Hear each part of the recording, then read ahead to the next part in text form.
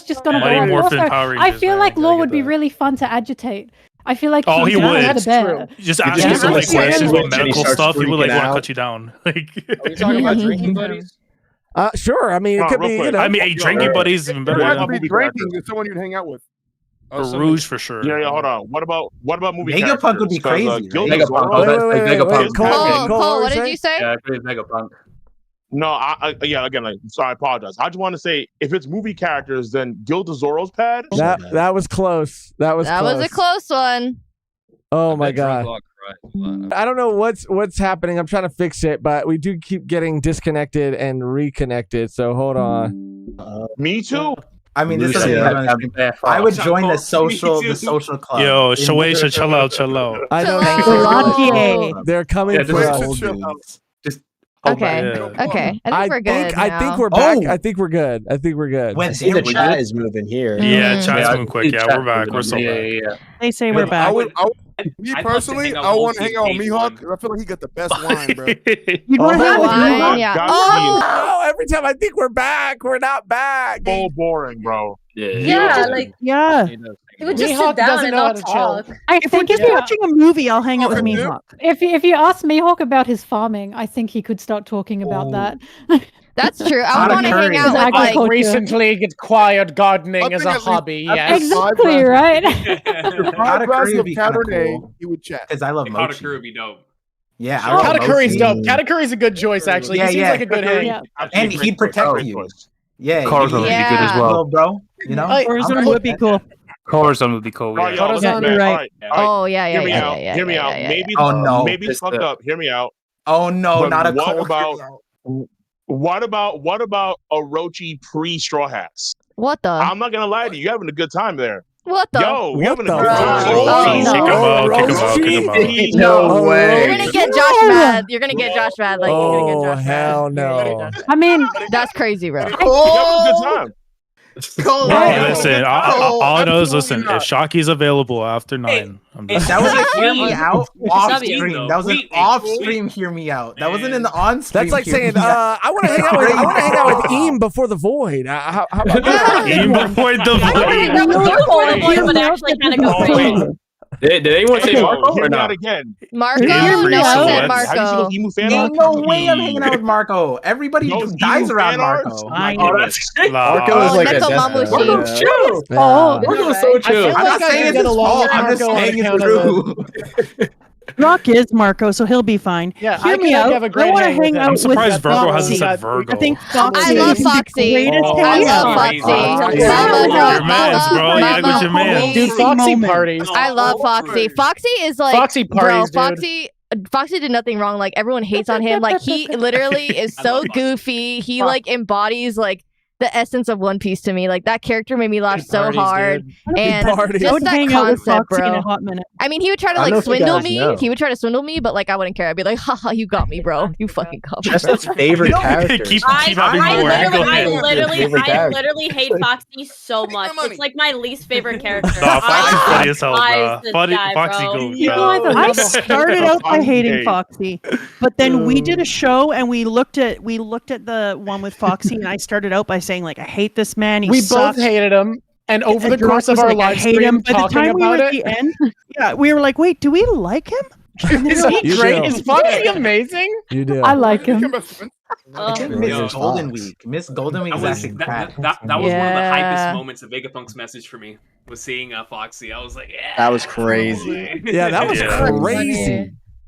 I'll tell you who I wouldn't hang out with is Golden Week Pearl. broke into Pearl can prison. die 100 Everyone- times. Who's gonna hang out with Miss Golden Yeah. Week? Pearl. We're having too much fun with that. Mama one. hates I know. We can go on forever. Like, you know who would we be? There's Name so many every- characters in One Piece, so like name every single one. Horizon, like if he was go on alive today, I just forever. want to say thank him. That's all I got to say. Shout out Edward Weevil. We got Mr. Rubik's 01 who said we didn't get any Frankie upgrades in via Vegapunk tech during Egghead, like a lot of us thought might happen. Yeah, that was a letdown. Do you think he will get? They were only there for like 20 hours.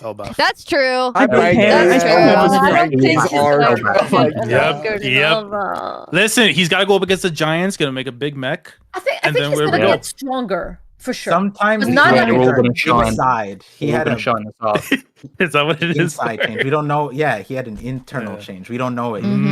Well, Egghead, I think, also wasn't about upgrades for the crew in general, or it didn't feel like that. Because Frankie was busting his ass trying to get Kuma out of there. So when did he ever have the time? But to be fair, though, they could have snuck something to use for later on in the series. I was kind of hoping he would take something, that we would see something later on. Maybe there's We got Lilith. She'll do it. Yeah, we've got Lilith. Oh, yeah, that's a good point. That's a really good point. The case. Yeah, you can just learn from They're there. not Yeah. a human, not a Lilith, but like maybe Lilith's gonna. He took her. They're good. That's a really good Not point. to mention the way that Oda used the flashbacks too to kind of give us more insight from what we weren't seeing during previous arcs is definitely bound to happen. Watch as Frankie got the blueprints to something or something on Egghead. Oh, He's that'll gonna be like, oh crazy. yeah, I found this, my by the compartment. way. Something amazing. Yeah. What is it? It's a soda stream. It's like, oh, by the way, I stole this. I found the blueprints to Uranus. Like what? Oh my god. All right, this one comes from Dynamic Glider. I was going to say Gilder. Glider. I told you I can't read. First, much love to Volume 1. I just want to ask what everyone thinks of Dragon and Akainu. Akainu refers to Luffy as Dragon's son. It's been implied that Akainu lost a friend. What's the tragedy there? We're definitely getting a flashback, right? We're definitely getting They were co-admirals. At the same time in the Marine. There's gonna be some Literally, crazy they were stuff, on. though. That's the song I thought of. And then the two brothers fighting like in the Civil War. It's a song in the Abe Lincoln. It's a Disneyland reference. I'm so sorry. It's a Disneyland reference? I'm so sorry. Oh, it's an old song about two brothers who fight on different sides. Yeah. That's kind of like what we they were probably close. Yeah, they were close, and they were 100%. co-admirals, and the same disaster that hardened Akainu to be absolute justice. We must do everything is what broke Dragon. That's my take. I think they had to do something horrible. And Akainu had to convince himself that this is for a greater good. I have to do this. And Dragon broke. It hardened one and it broke the other. Yeah, and then when there's Kizaru a possibility that Luffy's mom might be involved in all this. When Kizaru said, "Have you ever killed your best friend?" Akainu goes, "No, I couldn't bring myself to it because it was probably Dragon, right?" Yeah. Are we thinking that Akainu and Dragon could be Luffy and Kobe, but in like another generation? I think it could be closer. It could be closer than that. Stop chasing you, Luffy. Like we saw like Roger and Garp was one thing, and then of course seeing Akainu and Dragon being the other, then figuring out where Luffy and Kobe could be. That actually would be crazy to see what direction they would go into. It'd just be so cool. The only thing is shit compared to Luffy. What was that? I said Kobe ain't shit. That's crazy. I agree. I didn't. Whoa. I will not take Kobe's slander unless it's slandering his ability to name attacks, in which case he ain't shit. Fucking honesty impact. Honesty impact. My guy! After your mentor just did the We coolest need named more attack in the feet series. in the manga, not in a Vivi card. I must say, some people can't handle the truth. Some people can't handle it. No, I want Sabo. No, I was just gonna say. Oh, go ahead. No, go. I love Kobe so much. They freaked out when he kicked a torpedo. Hold on, Vergo. Can you kick a torpedo? All right. No. I'm sorry. Crazy. Honesty impact, name aside, was very impressive. Kobe delivered. You can't keep asking for him to do something. It's like, oh, he blew up one island-sized fist, and now I'm supposed to care about him. That is cool. But I will say there's a trend of him fighting inanimate objects. Okay, fair. I'll give you that. And he wins. I haven't thought about that. Yes. Okay, Vergo, he wins again. You fight a wall and you see what happens. The wall beats you, Vergo. Kobe, he beats up the wall. 9 out of 10 times. Kobe breaks down the walls. But Okay. Kobe needs to go through adversity. He needs to lose somebody very important to himself to be able to Abari. get to the next level. Let's Have see his you- hockey bloom. Let's see you dent the ship, okay, Virgo? Okay, it's not that you easy. go punch a Battleship- boat. Yeah, go do that, Virgo. Then come talk to me. Maybe I do every day. That's insane. Giving I do Kobe Kobe every shit. damn day. Kuzan had to do the same thing. You're not slandering Kuzan. Instead of- Where's that? Huh? Instead of Kobe having to lose someone, wouldn't it be more that like, what if Kobe has to fight Luffy? Wouldn't that boost him to the next level if That's he ever probably had to gonna do happen that? too. I think he does That's now. probably gonna Yeah. happen. Hasn't he already He's done not that? strong enough to go against him now, but EOS probably. Kobe gets I think stronger Kobe- faster than any character in the I think goddamn Kobe series. needs at least a step in the direction that leads towards Luffy still, just because again we have so much Kobe time. I should find think a just different throwing him in manga. there, we kind of like. I guess unpopular opinion. I think that Kobe is at that level now. He's just not confident. Like Kobe just has zero Yeah. confidence. As soon as Kobe tried, he was able to take down like an island level attack from a Blackbeard pirate. And as you guys know, Blackbeard top 1, right? Blackbeard pirate's top 1. Yeah. Fuck yes! Wait, we're talking about Gear 5. He's top one until he kills Shanks. Yeah. Well, I mean, he is. Like, I'm sorry. He's gonna kill Shanks. We all know this. He's gonna kill Shanks. I kept the same mentality of Shanks Black is being there. stronger every arc. Shanks So is that means there. Shanks, then he's Five top guys. 1. He's probably number 2 right look now. What I would happened. say. Look what happened. You guys said this in Cold front of Cole. deafened. He deafened. Cold deafened. That's Oh crazy, bro. no, he did Yeah. not want to hear the Shanks slander. He's No. definitely in the Shanks. top 2. I don't see how he's anything lower. Nah. What is, absolutely not. what is Kobe? What is Kobe Shanks doing is- against Gear 5? I'm like literally, what is he doing? What does anyone do against Gear 5? They're best. I mean, yeah, that's a good point. What did Kaido do against X-Hawk looked like an all-star for the Black Bears. Also, He was like an Kaido, all-star. to be fair, Kaido would have absolutely destroyed Luffy in Gear 5. If Luffy would have been Gear 5 right off the bat, Yeah. Kaido wins. And Get out of here Kaido with got that. softened up by like if the 3 hours of Everybody. straight punches. Yeah, Kaido bro, got softened up bro by ran the bro. gauntlet and almost won. It's literally like those Okay. Twitter people where it's Y'all like, ever- it's like, who runs the gauntlet? so now It's you like can fact. no infinite energy, no nothing, bro. Y'all ever think about the Now fact you're that speaking Kaido was like a man in his 60s trying to throw a house party before a big announcement, and then some kids show up and he's like, all right, let's take this outside. And then he ends up at 3 a.m. fighting a bunch of teenagers on his roof for And he's 3 drunk. straight hours. And he's crying. He's not on Kaido's The level. entire night. And then a cop comes and shoots one of the kids, and he's like, get the fuck out of my house! Insane. Insane. Nah, that's. Why the kid had to get capped? Oh, but the house party analogy. That's so funny. The house party was a moving plane that he was going to like. The analogy could get crazy. It was a really party quickly. bus. It was a party bus. Okay? Party, yeah. Shit, yeah. Kaido was moving on all Bachelor directions. party. In all directions. Somebody went full Owen Wilson and wedding crashed that motherfucker. I wanted crazy, to welcome Preach. Welcome, we got Preach in the Preach. chat. Hey, what's Preach going in the on? referee. What is What up? What up, Preach? I know I'm late, but I just got home. I came home as fast as possible, man. I was so excited to. Hopefully, I don't know how long you guys are staying on still, but listen, One Piece is at, I would say, from Wano, Egghead, Elbaf. We got so much coming up. We got Laugh Till, all this Morj. I've been really thinking about it. Like, I know we love the pre-time skip, and this coming from somebody who. Water 7 Enos Lobby is my favorite arc of all time. Not even just One Piece, all of anime. But the ending of One Piece, this stretch, it might be better than that stretch of like Water 7 to Marineford. This stuff is crazy right now. So I'm just excited to talk about One Piece, man. Hell yeah, man. Thank you. I appreciate you guys having me on, man. Like, Of course. I was listening a little bit earlier. You guys are killing it. Thanks, bro. Thank you. And thank you for stopping by, for making the time, for rushing from wherever you were at. And again, thank you for Yeah, everyone man, I who ran home. stick in this. We're almost Yeah. 9 hours, you guys. Like, you Let's guys are go, so It's goated. definitely the and longest it's- I've been for a whole thing, so it's crazy. Thank you for staying, honestly. I'm having a great time. Hell yeah. I think we're gonna just keep going through the super chats Yeah, here. yeah. Let's see. I think we got to shout out Guido for the gifted memberships. Thank you. Then we Thank you got so much. Abdullah. Every important kingdom Luffy visits had a princess. Are we going to have a princess in Elbaf? And Loki. governs the island. Is the queen alive? Loki. There we go. And temper any Temporary seeing things. And I think Shanks will hear that Luffy freed Loki and will come to Elbaf. I hope that's not a spoiler. No spoilers for 1131. But I mean, I was speculating that might be something Luffy would do after we read 1130. Mm-hmm. But yeah, how do you guys feel about that? Princess Loki. That's how I feel about that. He's going to be like Laura and Dressrosa. I'm calling it now. I love it. Mr. Tascete. I mean, he got a lot of things going for him, right? Like he has the Shirahoshi stuff too, a little bit. Maybe like he's locked up a little bit. We don't know if he goes up to him. We don't. They went on a wild trip together, him and Shirahoshi. So who knows what happens with Loki? You know, Loki's going to be like, I just want to see my mom. I just want to see my mom's grave. And Luffy my goes, okay. God. Oh my The God. most saddest It's thing gonna be the ever. most rat type behavior possible. And then I was actually saying this. I mean, this is a joke, but like Hyruden got the Vivi treatment because Vivi got punched in the face, and so did Hyruden. So like Luffy's got princess both. Like he's princessing both. Didn't he didn't he not get hit because he moved his hair or something? Hyruden, Hime.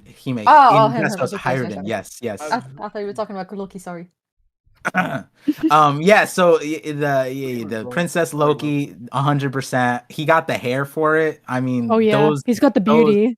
He got everything. When I saw Loki, all I'm saying I'm calling that he's got big beautiful eyes. Yeah, guys, he got the Gojo eyes Lashes. for sure. All the guys in the girl, unanimous in my he's chat. He's a baddie, bro. They all put the drip emoji. Baddie shot shirt. I was like, "What's happening?" And I was like, "Damn, Loki got it going on." He does. And Jay comes from heaven again. What are you talking about? It's the Now you're just in the sky at this point. About the new graduate of One Piece. Jay is calling man's from on Asgard. Sky Island, literally. Jay is from Asgard now. Thank you, Jay, for blessing us with your presence. Of course, I had to descend down to the mortals. You know what I'm saying? Let people know what's going on. That's enough time, though. Where are you? That is stuff. See, you know what? Here's the people I resonate with right now. Rob, your facial expressions. I know we're on the same wavelength here, so it's like you see what I'm hearing. People talk about Loki and some weird things. I'm like, what do we really talk about? Vergo, take them sunglasses off. Take them off. Why do you have those sunglasses on? You just came in here to roast everyone? Damn. And followed Vergo for many years. He has never wore sunglasses. But the moment he's on the Volume 1 Reverie, he's Hollywood. He's trying to start something new. Maybe he's lit. That's it. That is a dimly lit room. I don't know. Yo, Jay came with the smoke. You can't come after my man style like that, bro. You can't come for a style like that. Leave the man alone. It's so funny because his mic is still so low. So he's trying to defend himself. He's screaming and you can't hear him. Yeah, this is so funny. He's like, we go by Vergo bike, bro. Don't worry. We go by so I just Megan and Josh. There's a certain point in the Reverie, right? We're at late night. We're at late hours now. Yes, it's time to get ready. Yes, right. It's time to really. Like, listen, we're not talking about themes. We're not talking about narratives. We're not going on 25-minute soliloquies about why Oda's talking about Will. Now it's time for agenda. It's time for the toxicity. Yeah. This is it. Let's start talking about the real matter. Hold on. So real quick though. How on is that the note, agenda in heaven? Wait. So on that note, then I need to dip out. Then on that note. Because I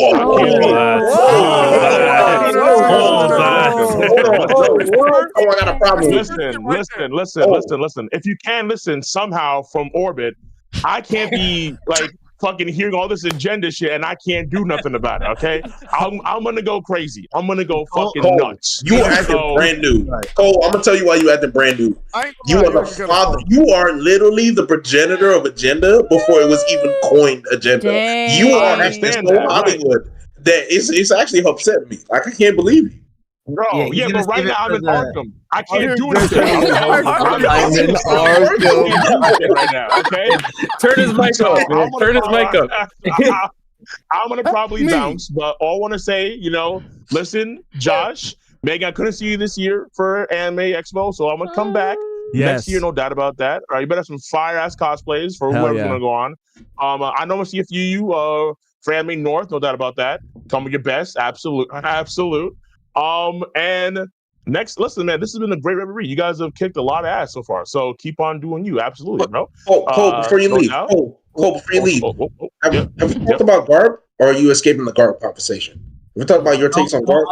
He said positive things about Garb. Bro, like I've addressed Garb so many times, like I'm getting tired right now, bro. Like I'm just getting tired. Sad to know. Like I'm slowing on right now. Like goddamn, like I've The addressed chat's Garb, calling you J. essentially, Cole like, right now. What? J. Cole. J. Cole.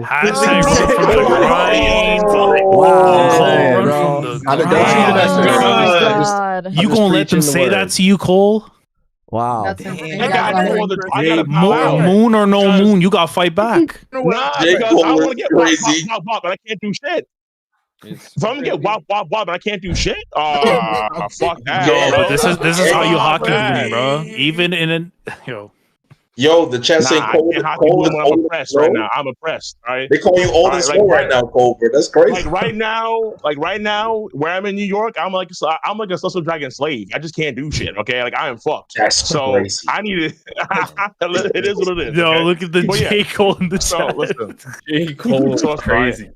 I'm gonna bow out. All right, J. Cole is out for the night. All right, listen, Par, Hime, of course, Chestnut, Rob, Preach. Y'all be easy. Vergo, don't fall asleep. All right, I'm gonna catch y'all later. Yo, King Recon, love you, bro. Always, Hey, love always. you too, brother. Melon, Yes, sir. Melon, I'm a sub. I need a sub. Absolutely, Thank without doubt, without doubt.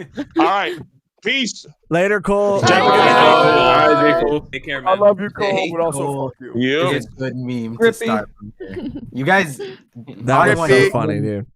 Where did the J. Cole meme start? Volume 1 Reverie. That's There it incredible. is. Coin J. after Cole. 2024. So funny. J. Cole with the K. 2024. That's how. That was We're gonna insane. use this now for like weeks. Hey, Cole. Yeah, Hey, J. Cole. Bro, Yeah. I cannot That's wait almost to too go to perfect. New York when we see Cole again. Whoever said J. Cole with a K, that was well done.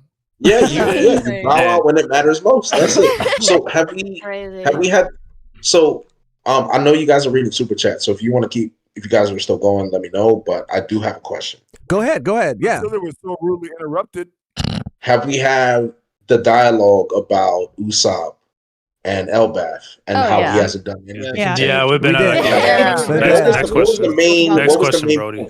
Wait, how he hasn't done anything yet? It's been like in 10 years. In 10 years, yeah, 10 years. He hasn't done anything. 10 years is insane. Hang on, it was positive. It was positive. It was Nah, Goofy jumped him. Hey, yeah. I gotta be honest, bro. Goofy came for Goofy Rob, jumped bro. me. He came for It was Rob. crazy. Yeah, it was that was crazy. crazy. That's what I was y'all did to getting me. Rob, Yeah. so I wasn't there to defend you, Rob. That's what it sounds like. I wasn't there. I got jumped. It was a 20v1. You know what I mean? But Yeah, I gotta say, you know, hell yeah. I'm like, this is Hold on. Who is defending Usopp? 20v1. I got Let's make it a 20v2, Rob. What's up? We'll stick it out for you, bro. Wait, what, Preach? What were you saying? I said, who was defending Usopp? It was everybody just agreed they liked him except for Preach. Rob. I know every person on OPU is an Usopp hater. Again, Every I want to clarify. person. It's not that I don't like Usopp. Like I like Usopp. I was just saying that this arc is the arc that he has to show out. And everybody's in agreement on that. For me, Everyone's in agreement on that. it's done. Yeah, that's Okay, all I was so- trying to. I think he will. Yeah, He will like shine he it. has to show up now because if afterwards it doesn't mean as So- much. But So, here's Rob, the thing. Here's the it's reality, okay. guys. Like people said the same thing about Frankie and Egghead, right? And then we see after. Whoa. Not to this Par. extent, though. But my thing is like the mentality, right? Same people think said Zoro Wano. That was toxic. Listen, I man, think Zoro- what's Zoro important went is crazy the in Wano. after. I think it's Par, like Par. Crazy in Wano. Par, I love you, Par. But at the same time, you cannot use Frankie and you cannot use Zoro as the same example. can't do that. No, hold on. You cannot use them two, right? Because no, You can definitely use Zoro. Par, Everyone was Par. saying Zoro went Zoro crazy is in Wano. I'm Wano tired is of hearing- Zoro's Par. Everyone was saying that. Par, that is disingenuous. Zoro had his best I'm gonna bring back the arc. horn for you guys. Frankie has had his moment. You Jay, finish your thought. Finish your thought. Okay, all right. No, okay, so I just want to say this part. Frankie had Senior Pink in Dressrosa. All right. Zoro had Pika in Dressrosa. Zoro had great moments of Wano. The first page of Wano, Zoro was clean. Zoro, Frankie are not comparable to Usopp at all because you cannot name me one single moment outside of Dressrosa for Usopp at all. The only moment you can ever mention is the one time when he told the samurai not to die. The samurai telling him not to die is Are you not. talking about good- physical fights? What are you talking Yeah, I about? was It's not a physical fight. Yeah, but let's be Okay, so fair. let me break Let's this be down. fair, Jay. Real quick, It's not- it's not- Hold on. Just for Dressrosa, you didn't mention Usopp and Dressrosa. You said the other people. No. I said after Dressrosa. Dressrosa. This is what Cole was talking about. This is why Cole left. All right, get him. Bro, Yeah, get him. we can never Let me compare explain Usopp that. to Zoro. Usopp became Come on, dominant bro. Dressrosa. Let me That's explain not this in a fair. very clear way Get him, Par. where it's not just power scaling, but we're talking about narrative. Because Some people feel like when we have this take, we're only talking about power scaling. I'm not talking about that. I'm talking about the character that we saw in pre-time skip and the character that we saw in Dressrosa. We're talking about Usopp specific narrative feats. The last time we saw something narratively related to Usopp was Dressrosa, Observation Hockey, God Usopp, him being punished for his lies and then him having to stand on business, and the God Usopp epithet came in. After that, we have had nothing narratively, physically, power scaling wise from Usopp at all. Up to Elbath, where his arc is actually Elbath is his last stand. Elbath is everything. Would you say we got anything narratively from Frankie? Everybody was literally in agreement today about that we feel like that's the arc, like the last chance for him. If he doesn't do anything after that, it's like it is what it is. So I understand that. I'm just responding to things that were told to me last. That's it. Yeah, fair enough. Yeah, you do your thing. That's it. I'm saying from my standpoint, right? Usopp, this is his last chance saloon. Yeah. Characters have leeway. Zoro, Frankie, they've all had their leeway. That's fine. I'm talking about if Usopp doesn't do anything that is narratively correct for him. I don't need him to be Loki. Why do you not consider Usopp turning Big Mom against Ulti, by the way? He put that lie in to make Big Mom attack Ulti. He also helped Nami to attack Ulti again. He also was the reason that he figured out I don't think Usopp helped Nami to attack managed Ulti to or figure Big out Mom. who to say to her message to. That's my Usopp was very important to Wano. He also fed the Nami was going to do that regardless of what Usopp said. I think if anything, Nami's moment in Wano is a standalone moment for Wano. It has a standalone moment for Wano. It has nothing to do with Usopp. Nothing. I think the fact that Nami was able to take. I think the fact that Nami was able to take that much of damage from Ulti and Ulti to check Nami in that moment to say, denounce Luffy. Usopp fought, hey Nami, why don't you lie? That had nothing to do with Usopp influencing Nami. Nami literally, on her own volition, decided not to give up Luffy. That had nothing to do with Usopp. So Usopp and Nami, there's no tie. Zero. How do you say there's no tie between Nami and Usopp when they have consistently been put together as a duo ever since Zero Because Village? they're put That is a together ridiculous doesn't mean it comparison. makes- I'm sorry. doesn't mean That is an that it absolute. influences Nami's You are decision. taking Usopp out of these moments, It and you is are saying, ass. "Oh, he's not part of these moments." You are making this up, man. I'm ass. No, sorry. I'm not Hold making up, it up. nobody was moved by Usopp in those moments. Yeah, because when you go back to look at it, you're looking more at Nami's moment than you are with Usopp's involvement. It's like dumbass. because if you Look look at at Rob. when we look at Brooke and Robin's moment, you too. All right, that's What my happened? shooter. I know. That's my shooter right there. You was got a going problem with 20v1. Usopp, Mel gonna get you. Now I'm going 20v1 all over again. That's See what I'm saying? Like, you Yeah, it just is. lied. That's No, I'm there. I think Par also wanted to have some thoughts here as well. You guys have a wonderful night. I think Usopp like. Wait, Virgo, you're leaving? Later, Virgo. Bye. I'm sorry. Later, Virgo. Bye, Virgo. Thank you for stopping by, man. Bye, Appreciate you, dude. You guys are absolutely phenomenal hosts. Thank you guys so much for having me on. This has Thank been you, exquisite man. all the way through from what I've been watching, what I've been a part of. It's been amazing. Thank you so Appreciate much. that, dude. Thank you for being here. Thank you, You guys man. Have a have a good wonderful night. night. I'm sorry my mic was so shitty tonight. I'm gonna figure that out or throw it at the wall. We'll figure it out. Virgo, I'll help you out personally. Don't worry. All right, sounds good, lads. I love you, baby. Thank you. Catch y'all. Take Bye, care, Johnny man. and Wes. Virgo. Take care, sir. I'm gonna catch you later. Bye. You guys. So All what right, Par. I wanted to say about Usopp with like I as much as I'm saying like Elbaf doesn't need to, I do think that something will come for Elbaf. But what I'm more or less doing is I feel like expectations is crazy when we do this, where it's like this arc is this person's, right? And with Zoro's, people like wanted him to go to Ryuma's grave, and I made a whole video. I was like, what would be the point of that? Like that would just be like a feel-good moment Zoro wouldn't even care about, right? And so when we do that with like certain characters, we create an insane expectation. Whereas when we look at the way Oda has used Usopp, like I like in movie situations specifically, like with the Stampede, he played an insane role where like Bullet beat his ass up and like he was making fun of him. You're a loser. You can't do anything. And then Luffy looked at Bullet and was like, "Yo, you mocked this guy." and he planted the literal seeds for your defeat. And that's what he did in Dressrosa.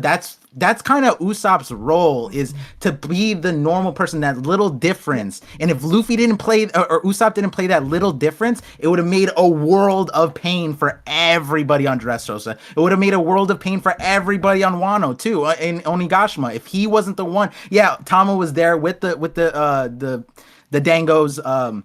But if Usopp wasn't out there putting it in people's mouths, which whatever, we wouldn't be doing. It would be a way different. It would be a way different fight nearly every time Usopp's involved, and that's the thing with the way Oda uses these characters, and I think One Piece fan mail also does it too. Oda made Usopp, and he said that he wants him to be representative of what a normal human is. And the thing is, a normal human doesn't need to think, I can do what Luffy's doing, I can do what Zoro's doing, but they do need to think, I'm going to make a difference. I'm going to do something, right? And so that's why I'm like, I'm not looking for Usopp to like become the king of Elbaf. I hear people like, if he's not getting Mjolnir, he's not Usopp. And I'm like, Part. The only reason I'm interrupting now is because my take on Usopp gets misrepresented 24/7, and I don't like it. I'm not asking Usopp to be Luffy. I'm not asking Usopp to be Robin. I'm not asking him to be Nami. I'm not asking him to be any of that. I'm saying the reason I use the word 10 years, Dressrosa was 10 years ago. I want us to sit down and think about this for a second. Dressrosa was 10 years ago. That is the last time Usopp was the same character he's been pre-time skip evolved. I have not seen a moment unique to Usopp's character, specifically his character, that has moved us in a way where we remember, oh my God, remember that great Usopp moment. This is Usopp being brave when he's normal. Because as a normal person in the face of adversity, Usopp normally stands up in a way where like, yo, I can relate to that. Yo, I can relate to this. It's the same thing with Corona, right? I will say phrase we have like not that. Had that moment yet. Phrase like that, I get it a lot more. Because it's not like a lot of the points people are making, I agree, are Usopp being very important and helpful. And I think like that's good. He's a supporting player. But like, I do think he hasn't had a moment that feels hype and that feels like, yeah, that's Usopp. And I think that is something. Exactly. I think that's fair. Well, like, can that's I what I'm ask, saying. That's my point, Drawk. That's what I'm trying to say. Why does the samurai moment not count to you? Him saying, I am going to cling to life with snot dripping from my nose. Did that not move you? The only reason I would say it's important. I'm not going to discredit and say, oh, it's a useless moment. It's not a moment that is significant to Usopp. It's a moment that we're all sitting down there thinking, like, listen, the samurai dying for the most useless reason in the world. If Chopper said it, it would still hit the exact same way. But I don't think Chopper. I actually disagree with that point. I disagree with that point. To me, it did feel like essential to Usopp. I really like it. I think it to me is as simple as like people like hype, and it's okay that we like hype, and it's not like every character needs to be hype all the time. Yeah, it's Luffy is hype. Well, I feel like that's what I'm saying. I'm saying Luffy is hype literally all the time. So Drawk, the only issue I have, and I'm sorry, I know I'm cutting you off. I apologize. It's just that I don't want people to misrepresent my point, because there was a time where you felt like someone else's point was misrepresented and you stepped in. I want to step in now. That's fair, dude. My point is that it's not about hype. It has never been about hype. It's about the progression of the character. In that moment in Wano, I did not feel any progression for Usopp's character at all in that moment. When I'm talking about progression, I'm talking about when you go to Enies Lobby, for example, the fact that he was willing to fight Luffy to defend the ship, and he had no chance of winning. No one thought he was going to beat Luffy in that fight. Him standing up despite the fact of him knowing he was going to lose to Luffy, is a massive moment for him. Him going to the Frankie house, massive moment. In Dressrosa, he had no chance of beating anybody there, but he still stood up. He was scared to save Robin when Robin was kidnapped. He still stood up in that moment. I want to see a moment where Usopp stands up like he's done in every other arc, where all the circumstances are against him, and he still stands up everywhere, because his whole dream is to be a brave warrior of the sea. Him saying that to the Wano samurai does not reinforce him being a brave warrior of the sea. I want to see a moment where Usopp shows me he's trying to be the brave warrior of the sea that he wants to be.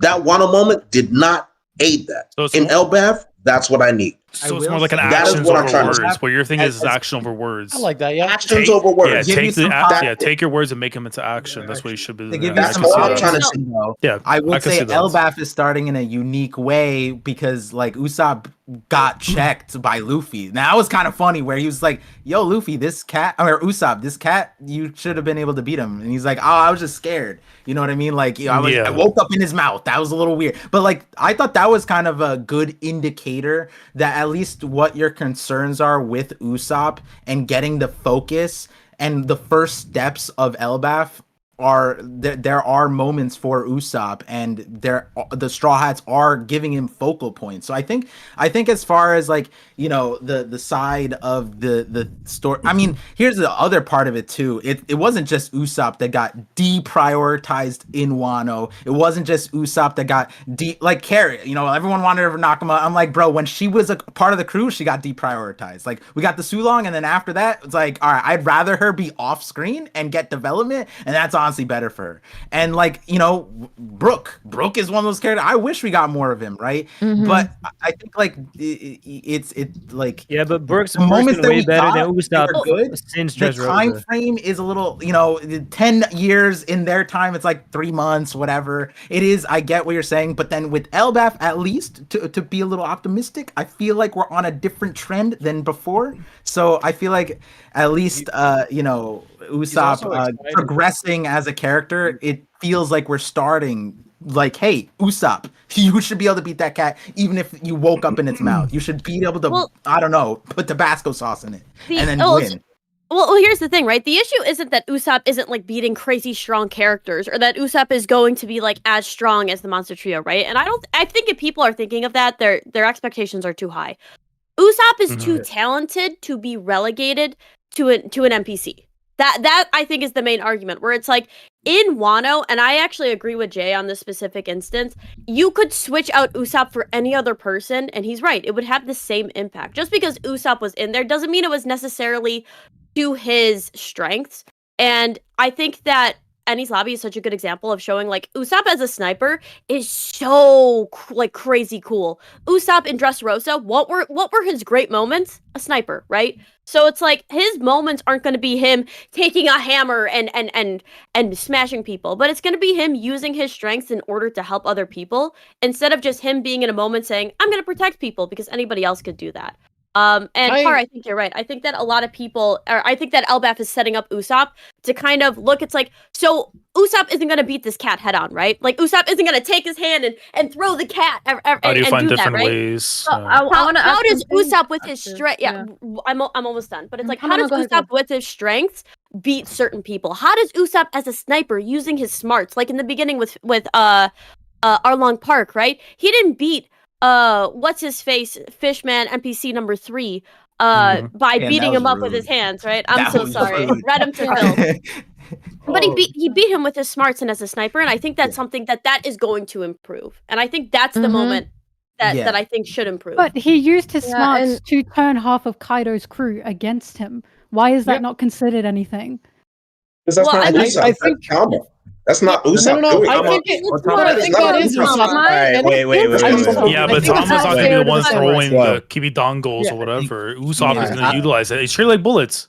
I want to hop in on this. Predicted he'd be the one doing that for a reason. And I also I think the samurai scene is made better because it's specifically him, because Usopp idolizes warrior cultures. He's looked at the samurai like, wow, you're such cool, brave warriors. So him being like, no, there's a limit to this shit. Live, you fucking dumbasses. Your ego's not more important than your life. I think that is important to Usopp. But what I will say is, like, I do feel as though something is missing. And I misrepresented your opinion. I'm sorry about that. But like, I think it is just kind of hard to say exactly what it is. There is something ephemeral, but I have been feeling with Usopp myself, where I feel like there is a lot he's getting. He's definitely contributing. He's definitely doing a ton to make the story move forward. And I think the moments do feel reflective of him as a character. And yet I feel as though there is something missing.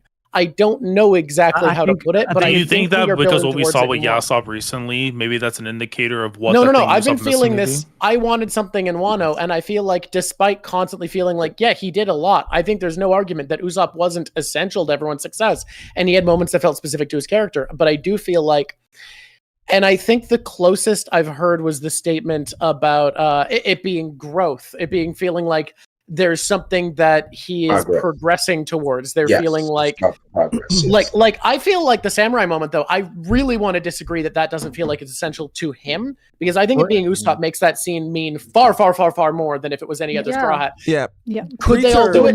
Totally. But if they did, So maybe him like taking we need a big moment. We need a big moment. J. Cole. Cole's back.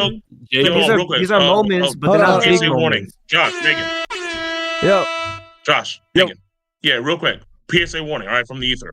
If your stream goes past 12 hours, you're fucked on YouTube. It's going to cut off. So just letting you know in advance. If you don't know that, if you go past 12 hours, you're fucked, okay? So just make sure you get that, like, done, just let you know, all right? Okay. Appreciate that, man. Thank you, Cole. Thank you. Go down. All right, J. Cole, sign out. I just want to ask something. Like, I just want to add something to this whole conversation. I feel like people are always so harsh on Usopp. To be fair, outside of like the trio and Nami, like everybody hasn't progressed that much. To be like, what did Brook do? Like, what is Brook having? Well, no. Like, nobody shit on Brook. Everybody always shit on Usopp. I don't know why there's always this like high like standard that Usopp has to achieve out of nowhere. Like, I understand we want him to like get stronger, to do this and that, to stop being a coward, blah blah blah. But this is part of his gag, He's a coward, yes. Obviously, like, he's beginning to be a bit more brave, but he is progressing slowly. He doesn't need to he's not like Sanji and Zoro and progress like he has like hockey blooms out of nowhere and progress very fast. Like, he progressed on his own, like the samurai moment. I think that people are just like, they just have a double standard, because I don't see anybody shit on Brook or Chopper or even Robin or like Frankie. Like, during one or hella slow. Okay, hold hella on. slow. But I think I agree with Jay. We do want a progression, but I think the big thing is that Usopp hasn't had a big memorable moment since Dressrosa. Even Brook has had way better moments than Usopp. Nami's had amazing moments. So it's like, if you calculate the 10 years that Jay's talking about, they've done there's nothing really that there's nothing that hits hard enough where you're like, oh, that was a big moment that I remember. So I think that's more important. But we're talking about from Dressrosa, like, right, to Wano. That's the conversation here. It's unfair because Usopp wasn't even there in Whole Cake Island. What the fuck was he meant to do? You're bringing up something from 10 years ago. That was the last arc he was amazing woman at Dressrosa. In the Egghead arc, Usopp, I can't even remember what moment. That arc was, it's been 2 years and I can't even remember stuff from Usopp in that arc. So but he doesn't need to have something every arc, because that's I know. I'm not impossible. saying he does, but what I'm saying is, compared to the other characters, they have had those moments. What did Frankie do? We all agree here that if he has a really good moment in Elbaf, that kind of feels like enough, doesn't it? Yeah, I agree. I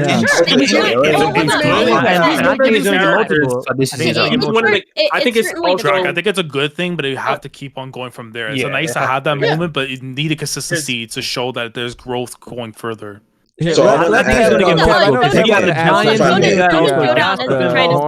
think Usopp's going to get multiple moments here. Hold up, Shonen Showdown trying to speak. No, I was just saying in response to Hime's point. I think that Usopp is probably under a microscope just because he's one of the original 5 Straw Hats. He's one of the Straw Hats that literally was shown to have observation hockey, and obviously a lot of the other characters that we've been talking about, like, they've had their bigger moments to shine sometimes later on. But right now, from Usopp, we're seeing moments of greatness. It's kind of like, for me, my thing is that I've literally, like, from seeing Usopp fight Luffy, then going to God Usopp moment in Dressrosa, it's like I'm watching Usopp saying, I know you have it in you, but it's like when I feel like you've already progressed and then regressed after that, that's what it kind of, that's the reason why I feel like a lot of people are starting to hone in on his character now, because it's like, we've seen you have it. You have the observation hockey, and you have that character, you have that. But then, so you know what I think is gonna happen in Elbaf, because we saw some early signs where, like, you know, when Luffy came to Usopp and he said, "I know that you could have beaten that cap." When he said that, I was like, "Yo, Luffy never said stuff like that to Usopp. He never really cares." But he's pointing stuff out, and I was like, "Okay, this is like little like hints. Like, okay, maybe Usopp's gonna have something here." But that's it. But my point is, a character like Straw doesn't need to have a moment every like arc. Like unless you're Sanji or Zoro or Nami, I get it. But like the rest never have a moment every arc. So I think that it's okay for Usopp to only have it in Dressrosa, a little bit in Wano, and maybe have it now in Elbaf. You know? I'd also I think the real Hold problem up, because I think there's a big difference, and I think that I don't know, Shonen Showdown or Rob, what should I don't know what to. Oh, either word. You can say all right. that. Damn, I think Rob made a really good point where it's like we've already seen Usopp have observation hockey. You know what I mean? So it's like, okay, so he's already had this, right? And then he never shows it again, and he never uses it, and he still hasn't used it, right? Imagine if Robin had armament hockey, and we saw her use armament hockey in Dressrosa, and then she never used it again. No, but how mad would people be? She never used her demon form again. I will be mad. No, but that's what I'm saying. You never, if you have something, hold up. If you have something and you're not showing it, and it's like it doesn't look like you're truly character progressing, and it looks like you are constantly like in the back. That's why people have an issue with Usopp. I think I don't think that Usopp needs to be crazy strong, right? But when I'm looking at the moments of Usopp, they never really have Usopp in the center, right? Yeah, sure, Usopp hit the downgo, right? But whose moment was that? That wasn't Usopp's moment. That was obviously Otama's moment. And I think that if you would be hard pressed to argue that was a crazy Usopp feat. That was something that Usopp. It's like, yeah, he did it, right? Could other people have done it? Yeah, you could have had other people. Is Usopp the most efficient? Absolutely, right? Could they have made another way to do it? Maybe, right? But it's like, was that an Usopp specific moment? No, it was an Otama moment, and that was her big contribution to the entire raid. So that's why I'm like, I want an Usopp specific moment. I want Usopp to show us with his observation hockey, and I want him to do something in an Usopp way that only he can do. And I think that that's a pretty reasonable thing. And I think that people are right with their concerns of it. Will it happen in Elbaf? I think it will. Will Usopp become crazy and become like the Thor of the universe? Absolutely not.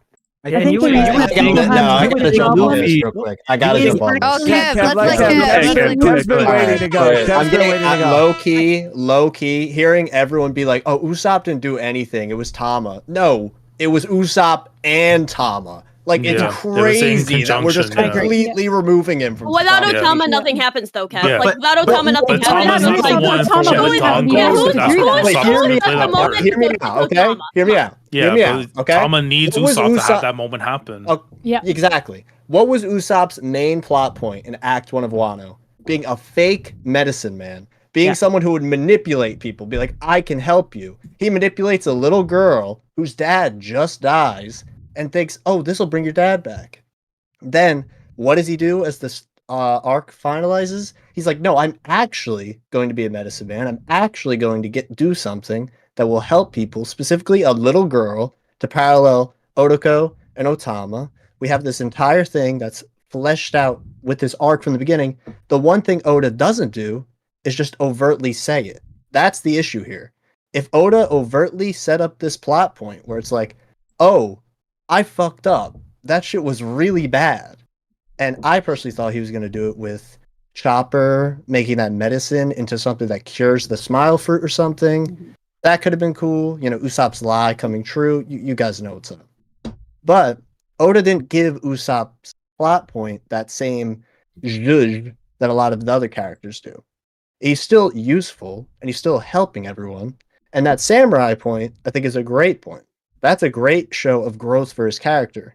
Because Usopp normally would be pissing himself in this entire war and running away like a coward. But no, he's running to help people. He's running away, but to help people, to do things, to get stuff done. So he's on the move. He's not fighting, but he's doing that to help get other people to fight for him. He's using his own abilities, his own limits that he knows, I can't handle this, to get other people in the fold. If Oda just wrote it in a way where it gives him more of a oomph to it, it would be looked at a lot better. But saying that Usopp doesn't do anything is just very just dismissive of all the stuff he Saying actually anyone does. can do Usopp can what Usopp can do is also incredibly dismissive. If anyone can do what Usopp can do, then why didn't they do it? Why specifically Hold up. write I Usopp never doing said that? anyone could do what Usopp could do. No. I said if they needed to make another plan to get people to eat the smile, they maybe could have thought it. I'm not saying Usopp wasn't important to shoot them in, but also other used the people did slingshot, open up their yeah. mouth and put in the smile fruits, right? Like we saw that especially in the anime. What I'm saying is that moment wasn't Usopp specific, like how every other Straw Hat. Why is it that all the other Straw Hats can get moments where they can shine, and Usopp is always relegated to sharing with people? I don't think that that's fair. I mean, Brooke is usually relegated to but sharing. To be fair, Brooke had a sharing and moment in I would Wano. agree. Yeah, I would agree. But also, like, Brooke has had some pretty cool moments by himself as well, as so has Usopp. And I never said that I think that Brooke is... I think Brooke honestly deserves more. I think that the Straw Hats that deserve the most are Robin, Usopp, Frankie, and Brooke. The Straw Hats that are kind of I think after. people But have the I most never... problem with Usopp because he almost beat Luffy in Water 7.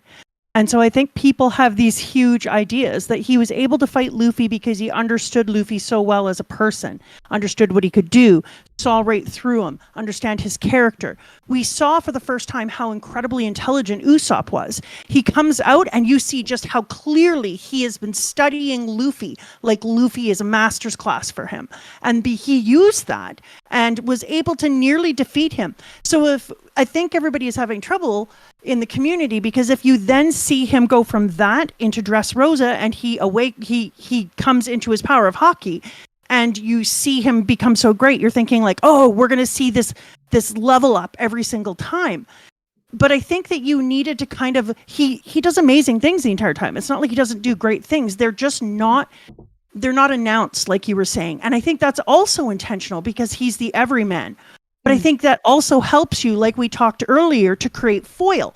So as we're coming into Elbaf, I do see him starting off super ass weak. We have him actually being inside of a cat's mouth when he happens. He doesn't try to save himself immediately. He goes back into his old days of fearing and pain. And so if you pulled him back enough and then you create this weaker character, it's going to allow for a great glow up.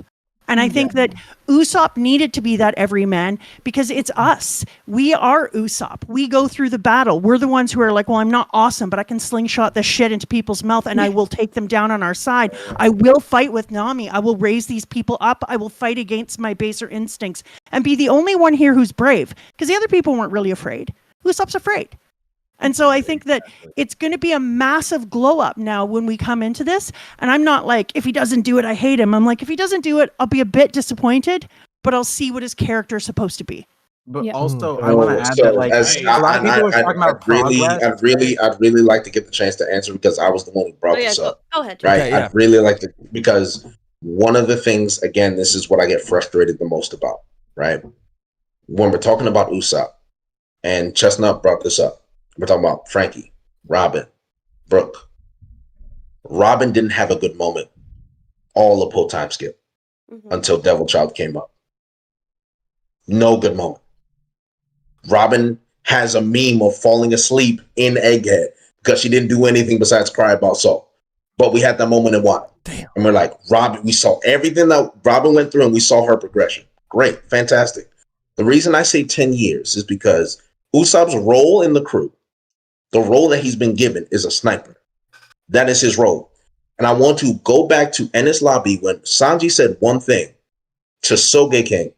Usopp, there is only one thing that you can do that we cannot do. As someone that is portrayed to be the everyman to everyone, the fact that Sanji, who is a superhuman, tells Usopp, hey, there's only one thing you can do. The fact that Luffy gives Usopp the command, hey, shoot that flag down. Those are significant, specific Usopp moments, specific to him, specific to what he is capable of. I don't want Usopp to be anyone else but Usopp. That is it. We have a litany of Usopp moments in pre-time skip that are specific to him. When we talk about him talking about telling the samurai, hey, don't die, be brave. You mean to tell me Luffy wouldn't have the balls to say that to the samurai? You mean to tell me Zoro wouldn't say the same thing to the samurai? Sanji wouldn't say the same thing to the samurai? That's disingenuous for you to just paint that down as a specific Usopp moment where I genuinely believe all the Straw Hats have the exact same mentality Usopp would have in that moment. What I'm looking for here is specific Usopp character moments whether it's Yasop, whether what happened to his mother, whether it's about his bravery. This is what I'm looking for here. We are not looking for power feats. We are not looking for hype. We are looking for Usopp specific moments. So I always give an example. What would you like from Usopp and Elbaf, right? I don't need a power feat. If Usopp goes up to Loki, for example, and says, listen, I'm a brave warrior of the sea. It doesn't matter what you do. I'm going to stand here and I will fight you. If I lose, it is what it is, but I'm going to stand. Whether he wins or not, whether he uses observation Haki or not, that moment alone would let me know Usopp is here to stand on what he believes in, and it's only specific to him. It's not because Luffy told him to do it. It's not because Zoro told him to do it. It's because Usopp is being what he wants to be. That is it. I don't believe that moment in Wano indicates what Usopp is trying to be. I think he's just telling people that your philosophy is stupid. And anyone else would say the same thing in that moment, but Luffy's fighting Kaido, Zoro's halfway dying, Sanji is fighting Queen. My whole point is that the last time we got a very specific moment for Usopp and his character and what he is capable of was Dressrosa. Nothing in Wano let me know anything that Usopp has not been capable of since pre-time skip. You mean to tell me pre-time skip Usopp could not shoot the same Kibidangos in all of those people's mouths in the same way? We're talking about progression. We're only talking about character progression here. I want to see Usopp progress as a character. I want to see him progress. Yes, we know he's scared. Yes, we know he's not the bravest human being in the world, but he wants to be. That is not a moment where I look at it and I'm thinking, like, you know what? This is a great character progression moment for Usopp. And the only reason why we would ever bring that moment up is to defend him. It's not to say, oh, what a great moment this is. It's only to defend him. I just think that we need to wait for, first of all, for Elbaf, we need to see that moment. We need to see him have that moment so we can look at it and be like, finally, Oda has looked at Usopp's character, given him a specific moment that elevates him the same way Frankie's been elevated in every single arc we've had post-time skip to this point. Robin had Wano. Nami has had countless moments. Chopper, I mean, oh my God, Chopper had the moment in Wano with Queen. He had the Oni Ice Virus. He had the moment with Caesar. Every single Straw Hat has had their own moment already, except for Usopp. And that is the point I'm trying to make here, is that give Usopp his moment, because he's had it all pre-time skip. He's the original 5. He is beloved by everyone because of everything he did in pre-time skip. So give him his flowers. That's all I'm trying to say. He has not had his flowers yet. No, I think Jay's right because Usopp, I like Usopp. I think where we're at Usopp is has fallen into my least favorite Straw Hat the last 10 years. Yeah, I wanna just get everybody's like quick final thoughts. I mean, this has been an amazing conversation, but just so we can move on, because we're in 9:42. Yeah, I think we're just not convincing each other is all, and we got to just accept that. Like, we've all said what we believe on this matter. Like, I think nobody's misinterpreting or misconstruing each other's points now, which honestly is the important part at this point. I just have one set. There was something like Chestnut had said that it relates to a lot of characters outside of just Usopp, right? I think when we're talking about progression, the main thing about Usopp's fight with Luffy was that Usopp felt that he had no value in the crew, and that because he messed up, he was no longer a reason to be additive. And I feel like just as a person, right, if you remove yourself every time you fail, you don't allow yourself to progress. And so if Usopp constantly progressed the entire story, we would not have the Luffy versus Usopp moment. We need Usopp to regress a little bit. But the one other thing that Chestnut had said was, he awakened Haki at Dressrosa, but we don't apply that. If Luffy awakened Conqueror's Haki at Marineford, but he couldn't use it, and I don't even think he'd consciously know how to apply it to anybody without Rayleigh. That's an insane cracked thing that most other characters never had. Yes, Usopp did awaken it, but is he aware of all that stuff? Like, sure, you can train it, but without a Rayleigh, how would Luffy even train it, right? And there's a reason why Luffy progressed so far. Imagine Luffy in post time skip without Rayleigh. That is Usopp in Dressrosa just awakened something that every other, it's like Ace awakened Conquers, and then where did that go after he was a kid? Yamato as well. So many characters awaken it, and they're insanely strong.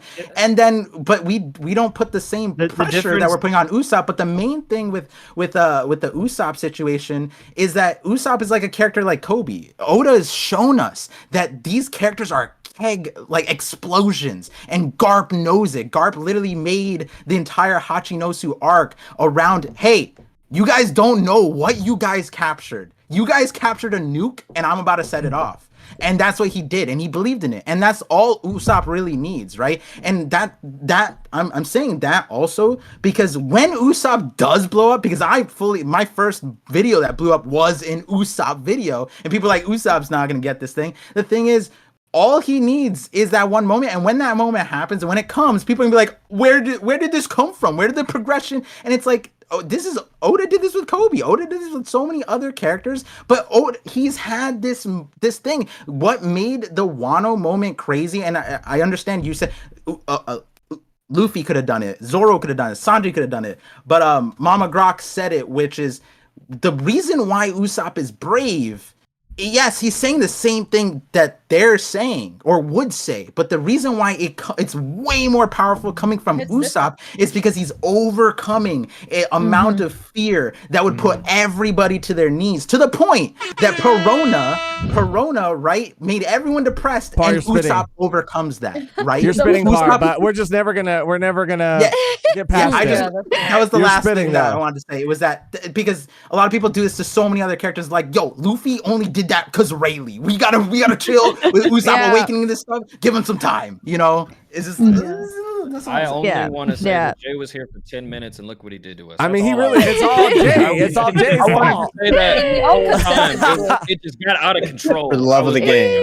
For the love of the game. We're gonna get to some more super chats, but I promise we're gonna try to get through all of them because we're coming up on almost 10 hours. Thank you to everyone who's been here. Thank you everyone for donated.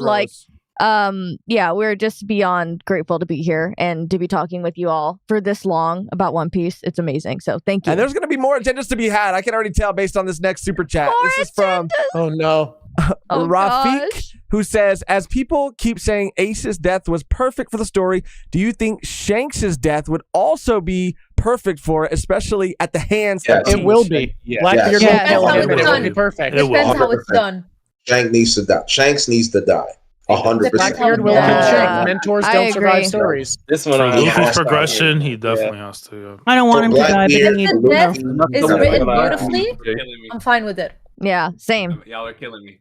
Silent Phoenix. I'm late, but I'm super proud of both of you. Thank you. Has been awesome to see both of you grow and to become Reverie hosts. Off-topic question for everyone there. Are you all watching Arcane Season 2? It's fire. It's out? Nah. I think it is out. I think it came out today. Oh my god. Jesus. So good.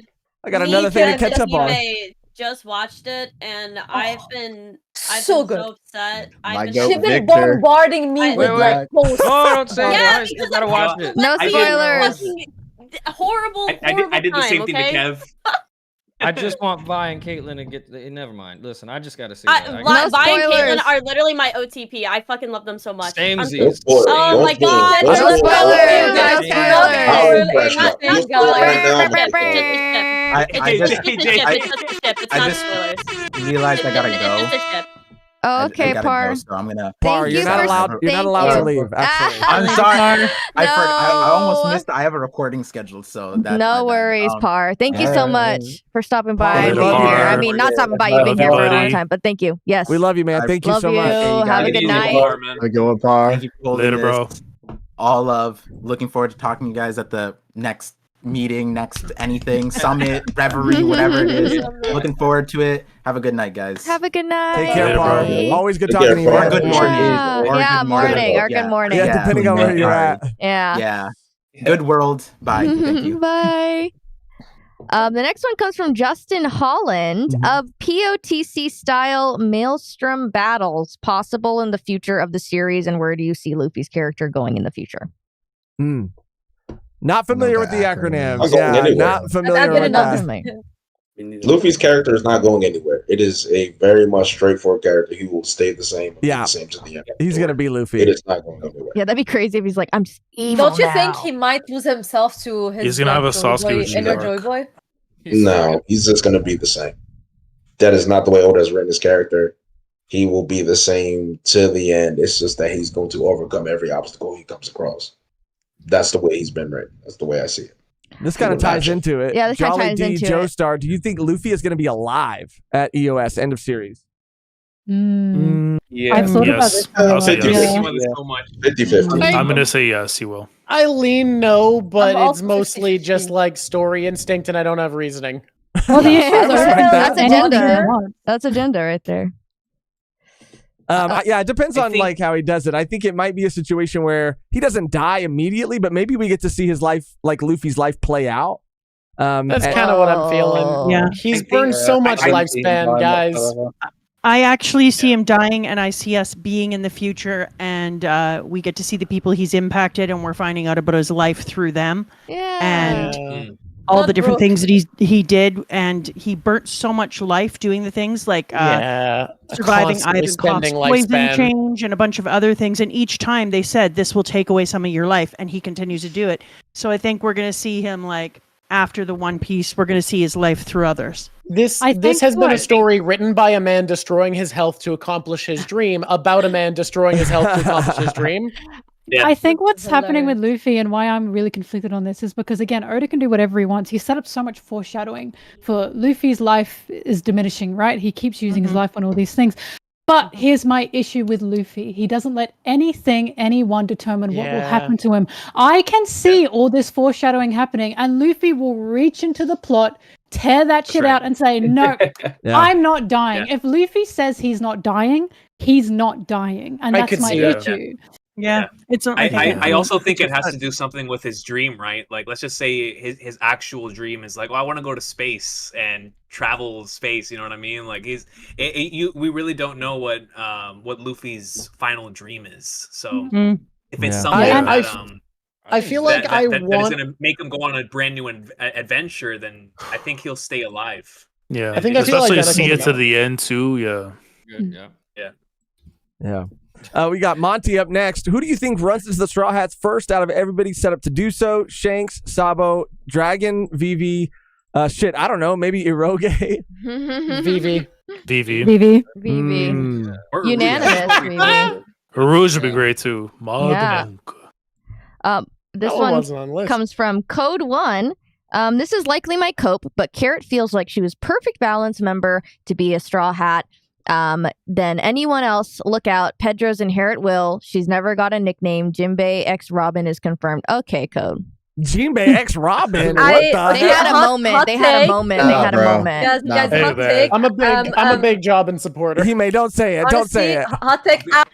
I found Carrot very annoying. Sorry. Oh, okay. I thought you were gonna say something. I couldn't do Carrot on the crew. I'm sorry. Until she switched in the mood. When she they can run Zoe. It's okay. I only like the Sulong form. That's it. That's exactly what I said. When she went into Sulong form, I was like, oh, she's wicked. And when she flipped back, I was like, you're annoying. Exactly. Oh my god. Yeah, exactly. she can go back to ruling Zoe. It's Carrot. okay. Wow. I'm sorry. No, it's okay. I don't feel awesome it's okay. about it. I feel guilty. Yeah. I thought Hime was going to say, hear me out. I shipped Jinbei and Robin. Yeah, I was like, whoa. No, that's my line. Well, Drawk does. Drawk does ship Jinbei and Robin. I was all in on Frankie Robin until she called him handsome like 3 times and complimented how reliable he was and chose not to ride in the car so she could walk with him. I'm telling you, man. No, it's Robin. It's Robin. I think it's Robin. I'm telling you, you have a single panel for Robin, and I have pages. I got pages of evidence. Okay, we're gonna have to put our pages together. Any Straw Hats having a relationship. Literally one man she's called handsome, and it's Jinbei. I'm Jinbei, sorry. you are correct. Yeah. All right, Jinbei didn't get his balls grabbed. That's all I'm hearing. Yeah, that is what's gonna happen. That wasn't a happy moment. The next one comes from Melontee's Green Goblin. I'm glad I'm no longer needed. Push the reading comprehension agenda. Hell I love yes. that username too. We do that all the time. Thank you, and I'm sorry. Like I I apologize for that message, but I swear I'm loving all these conversations. from No, everyone. I mean this is the beauty of the Reverie, and I don't think you're crossing any lines. It's great conversation. Everybody's That's what it's about. Everybody's spitting. Everybody's having a good time. This comes from Jose. Best arc, long ring, long land arc. Stop lying. I like long ring. He long said land. this for Chestnut, by the way. love the I know him. He said this for Chestnut. Who said that? Hates that art. Was that I find it Jose? funny that- Hey, super chat. Hold up. Who said it? It is Jose. Oh, screw Jose, bro. Screw that kid.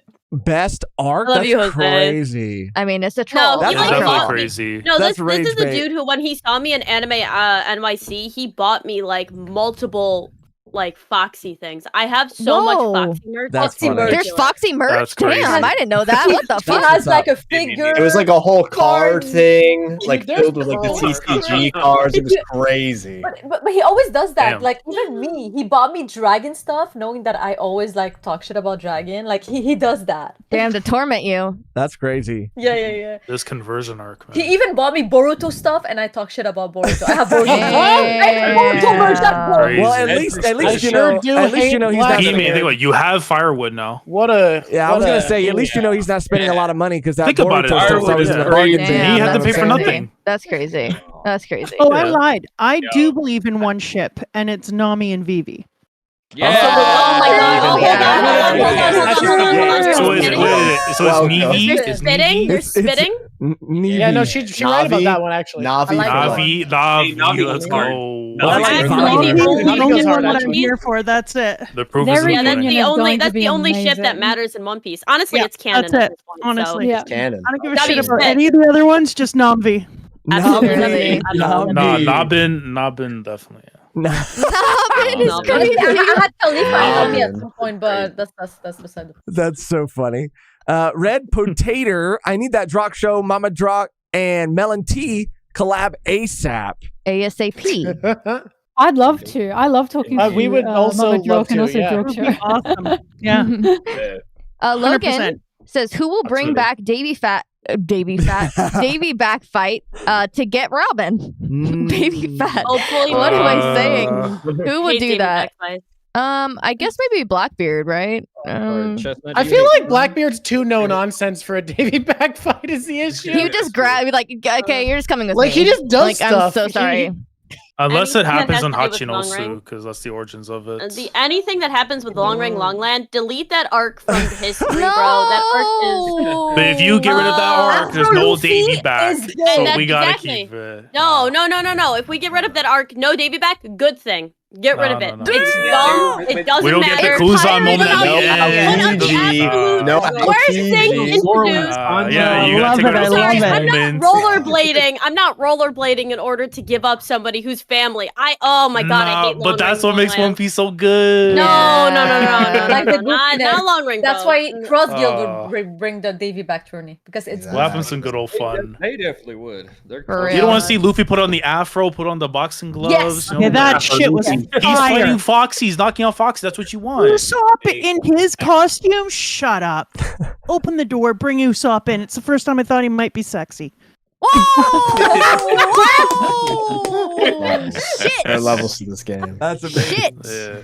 The late night reveries are where it really Yeah, goes down. it really goes down. After the sun goes down, it goes down. Yeah. Hassan said it would be crazy if Usopp beats Loki using trickery and cunning. I'm sorry, but that would be hype AF. It would be. It would be. Trickery and cunning, yeah.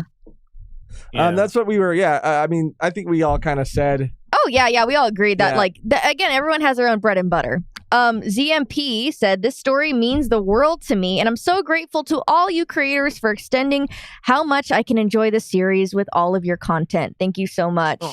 That's very sweet. Very nice. Very motivated. While we're talking about it, what is a moment you wish you were a part of the community? What part you wish you were a part of the community for before you caught up? Mine is the CP9 reveal. That's a good question. I would say. Yeah. I know the exact. Okay, Kev. chapter.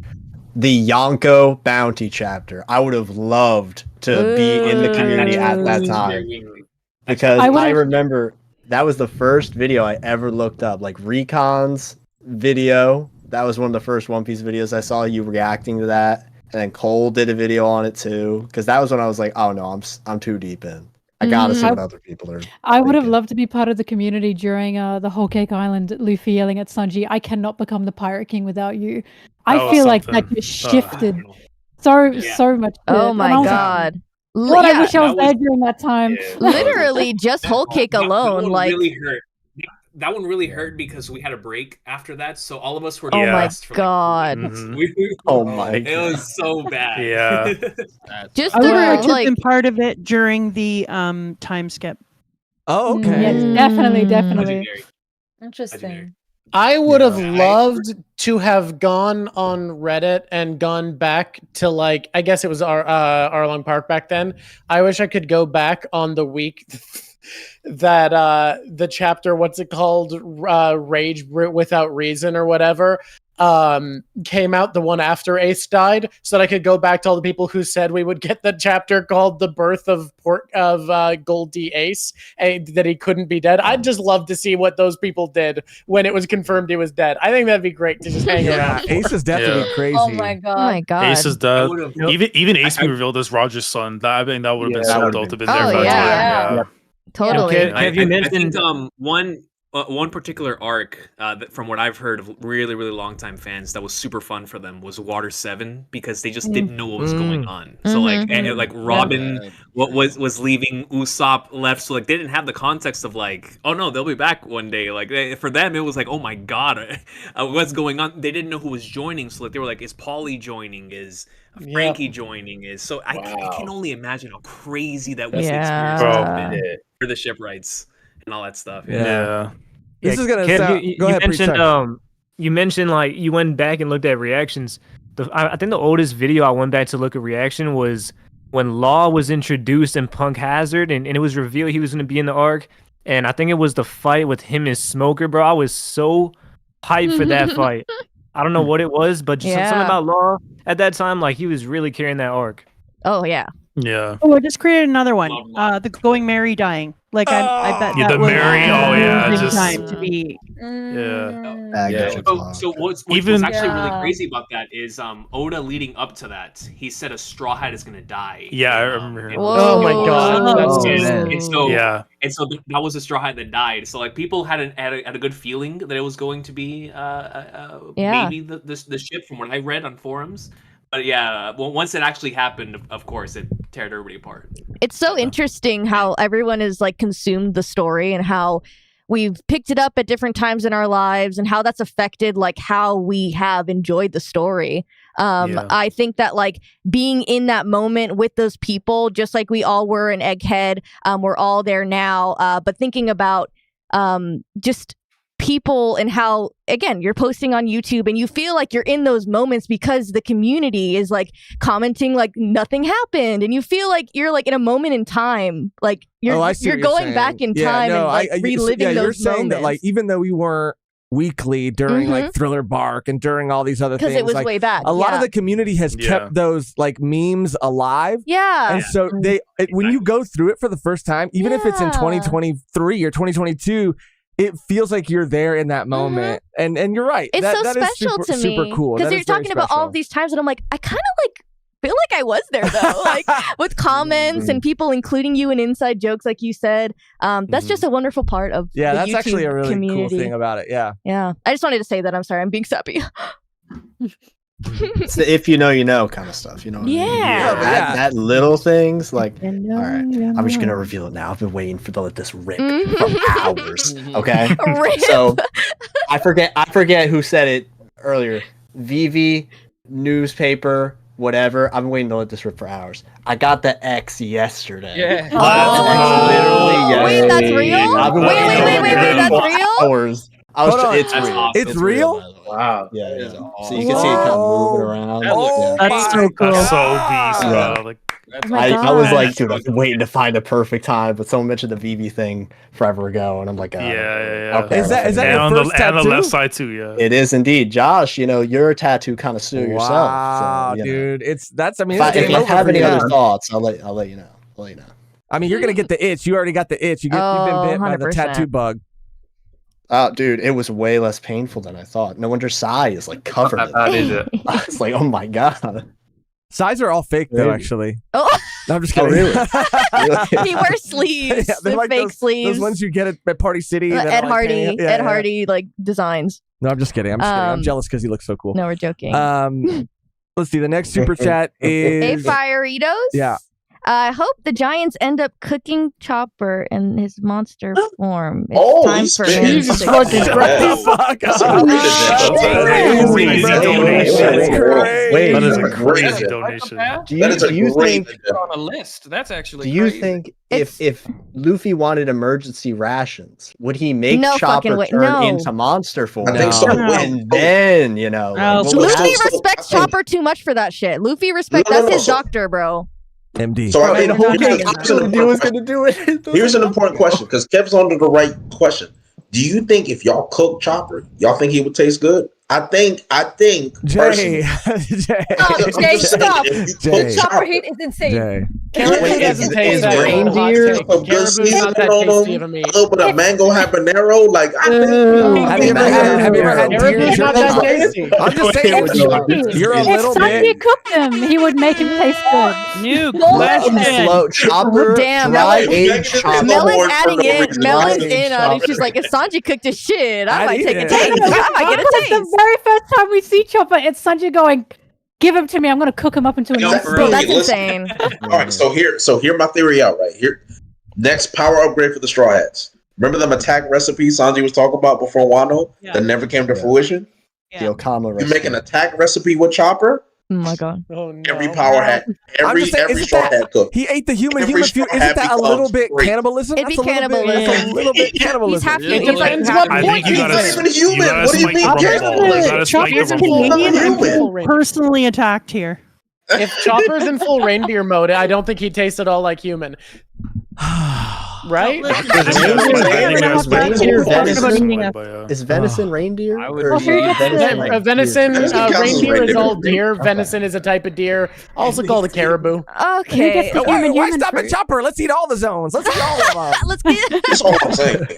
Just turn to That's what I'm Toriko, yeah. saying. Nekomamachi, where do you you at? think? Yeah, for real. Do you think when Pell got blown up, like he would have like a chicken wings just Okay. like falling Okay. from the side? Honestly, some buffalo sauce from Bell Okay. post Alabasta, he'd probably cook. He'd probably taste great.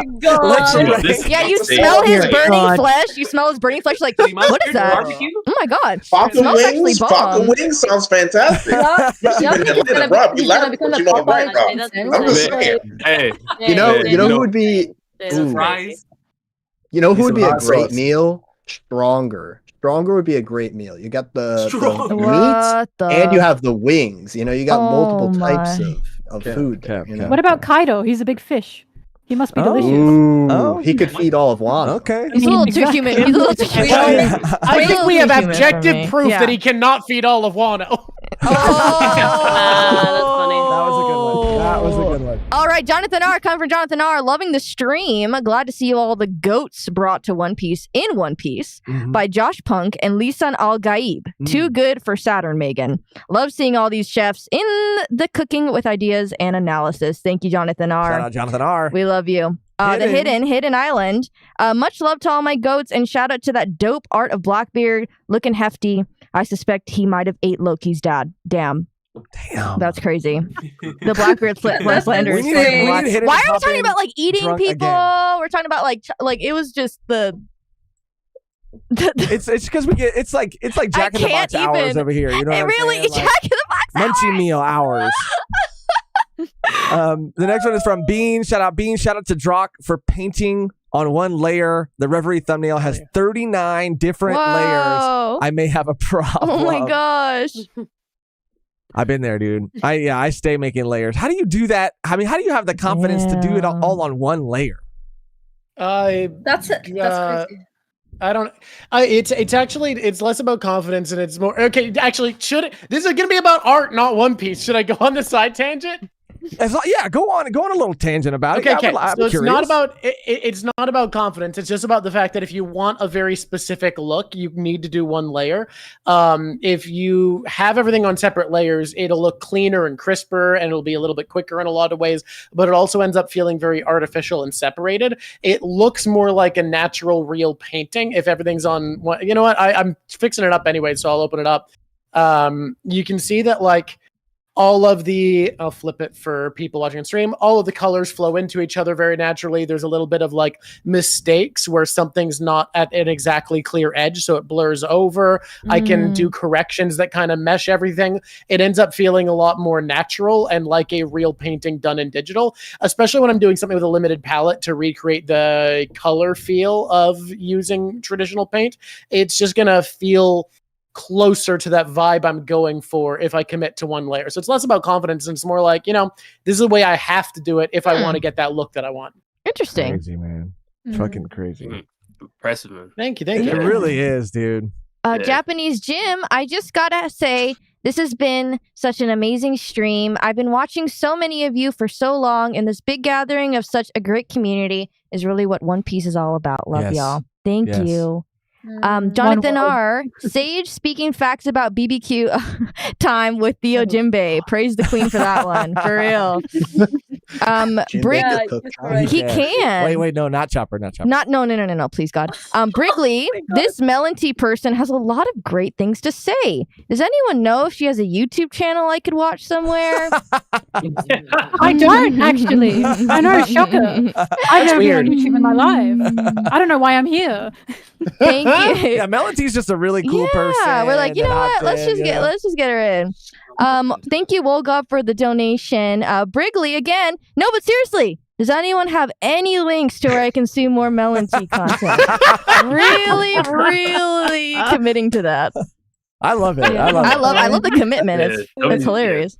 Wolgob said Frankie needs Wapple metal for his designs, and since Wapple is with Vivi, would this then link Wapple to join the Straw Hats alongside her reunion?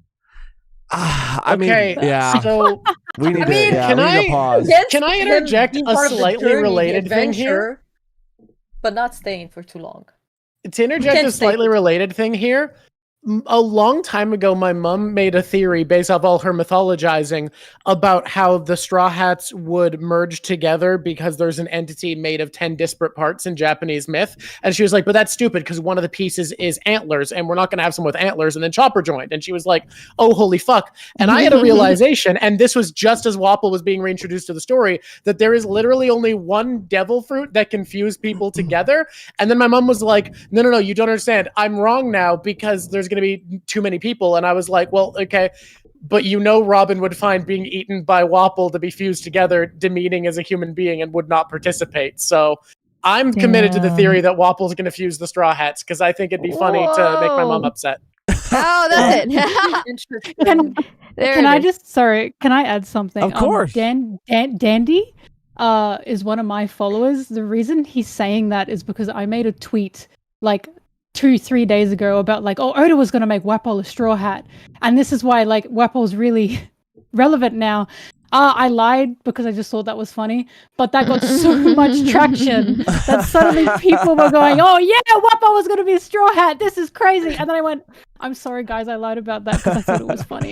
So that's why we're getting the Wapple straw hat questions. I'm so sorry, but yes, please. No, it's okay. This is so funny. It reminds me of the hilarious tweet for like straw hat. Yeah, dude. Who Caribou for straw hat. Caribou. People were saying Carrie Bay, Carrie Goat, and I was like, oh my god, no, because they thought he was the one who gave the food. Carrie Bay. That was a dark time. Bro, yeah, when people that was a dark time. Thank you. That was a dark time. Everybody was like, oh, Caribou was the one that fed Luffy. What the fuck? Why are we trying to give Caribou anything? I know, for real. Hey, it's all thanks to him, though. It's all thanks to him. I hate Caribou with a passion. Me guys. too. I'll take Foxy. If he dies tomorrow, I'll be knee sliding. So yeah. I love Carrie Goat, bro. Oh hell no. Honorary Blackbeard Pirate. Send me up, bro. I hate the fact that he's relevant now and he's gonna become a part of like the Blackbeard Pirates potentially. I want to see him die so badly. I would the worst free lick for a teacher. He's a cockroach. He doesn't die. He's legit. He's legitness, bro. Don't even. I got a quick Caribou question. I'm curious what people think, right? Is it how would So you kill him? do we think Caribou is gonna like level up to be one of Blackbeard's squad if he gets all this info? Do we think he's gonna die? I think he's after gonna he gets Teach the gets him info? out the pain after. Okay. No, he's not like a Caesar. He doesn't belong there. Like he doesn't belong to move up. He sucks too much. But his 'Cause I personality think- fits. If he's like the Bartolomeo of Blackbeard, like it's kind of being built up, I think those two could be like an end game fight, personally. Being like the two biggest supporters. He Interesting. does sound like a fan when he talks about Blackbeard. So He is a fan, isn't he? Right? He was like, "I love you, Blackbeard. Please don't kill me, Blackbeard." he knew who Devon and Van Augur were. Yeah. like, Bro, instantly. I am Caribou, bro. That's literally me in One Piece. That's how I am. I am a disgusting. I'm a disgusting cockroach that just stands Blackbeard, bro. I love it. and he may hate me, which is even better. Oh man. Blackbeard top one. Blackbeard top one. Blackbeard top one for I'm sure. kind of top one. Yeah, that's why you're wrong. So no, I'm unfortunately, right. nobody. 5 He'll be billion top bounty. one Are we gonna after, talk? Are we gonna all talk that. about the 5? He may. I bet you 5 billion. I bet you 1,000 real Who life has 5 American billion? dollars that Blackbeard is stronger than a Kainu. Guys, I'm Does so he have 5 sorry. billion bounty? Does he have a I'd 5 love- I bet billion you bounty? 1,000 He American doesn't. dollars that he is. I would We're love to not help her billion defend bounty. my You goat guys Blackbeard, but unfortunately, 5 us billion Blackbeard bounty. fans are having a hard time holding all these W's, so it's a little That bit is hard true. to defend. Oh my god. Wait, why are we talking about Shanks victims? What are we really doing? We're talking about Shanks The agenda is back on. Yo, Rob. All I Rob, know got a is that he question. has one of the biggest bounties. That's all I'm saying. Rob, I got That's a great question. for him. It's gonna mean a lot when Blackbeard. Blackbeard's not gonna kill him. He's gonna kill Shanks. If someone else will kill Akainu, he'll be fine. Damn. Yeah, Yeah, you remember it's gonna be it's Potter, bro. Scar. Listen, bro. Kobe's gonna take out a Or Kainu. Ska. That'd be great. And it's Sabo. gonna be great for my You're agenda. dreaming. That's Oh, Sabo. yeah? No, guys. Yeah. You can't say that you're dreaming. Think about it. We need him. Kobe can beat anybody. Kobe can beat anybody. It's perfect. He'll say the name of one of his attacks, and they'll be too busy laughing to dodge. Oh my Their god. fights happen in every card. I think Shanks's fire sword might be stronger than the Marimara no Mi if like we're following this trend, you know. If Akainu is going to be Shanks's victim, then the fire is stronger than the magma. You know, it just tracks. But that's not true. Just tracks. Magma is stronger than fire. Yeah, but Shanks is fire. You know, not Sabo or Ace is fire. This is No, Shanks it- is fire. Shanks and Akainu are not fighting. I don't know where this hit. Listen, here's the Where thing, did right? this So start? we have. Listen, we got Akainu's a Shanks, swordsman, we got guys, Shanks, remember. We got Shanks, We right? all Hold saw on. it. We got Shanks. Huh? We got Shanks, right? Like Shanks is like top one right now in the verse because like we already know he's like crazy, right? Then Indeed. Blackbeard beats him, right, Yes. and kills him, and then Blackbeard's Yes. on top. Then we have like, where's the Kainu coming over here? Right. Never really gets there. Flounders Number out. 3. Blackbeard's still on top. We have Emu at the top, right? Emu's up here, and then all of a sudden, Emu flounders off too, and then Blackbeard's at the very top, and he's the final villain. And that's how it's gonna go. Luffy's right Let me- there let with me Oh be no, clear. he is 100%. Akainu, He though, is. Akainu Akainu is is like like a real real defense. That's happening. Because we don't even know My anything defense about has a real that. defense that he's tired from using 2 years of desk hockey, so he was really tired out when people fought him. Yeah, I don't even know if Akainu's got legs anymore. I really don't know. No, Wait, Blackbeard needs all of you. Blackbeard needs more hockey. He's the Blackbeard- cherished one. Literally, Oda says that he cherished him. He said that if Akainu was the protagonist, was the main character, he would end One Piece in 1 year. Okay, Yeah. and he said he would. Yeah. You would find the One That Piece is in a not year. what he said. Cherished Guess what he's Akainu. not? Hold on. Guess what he is? No, he said that One Piece would have been canceled in 1 year if Akainu. Yeah, he said that. Would have been canceled. I mean, that's also In true. 1 That year. is also very Don't, true. Don't lie. Don't lie.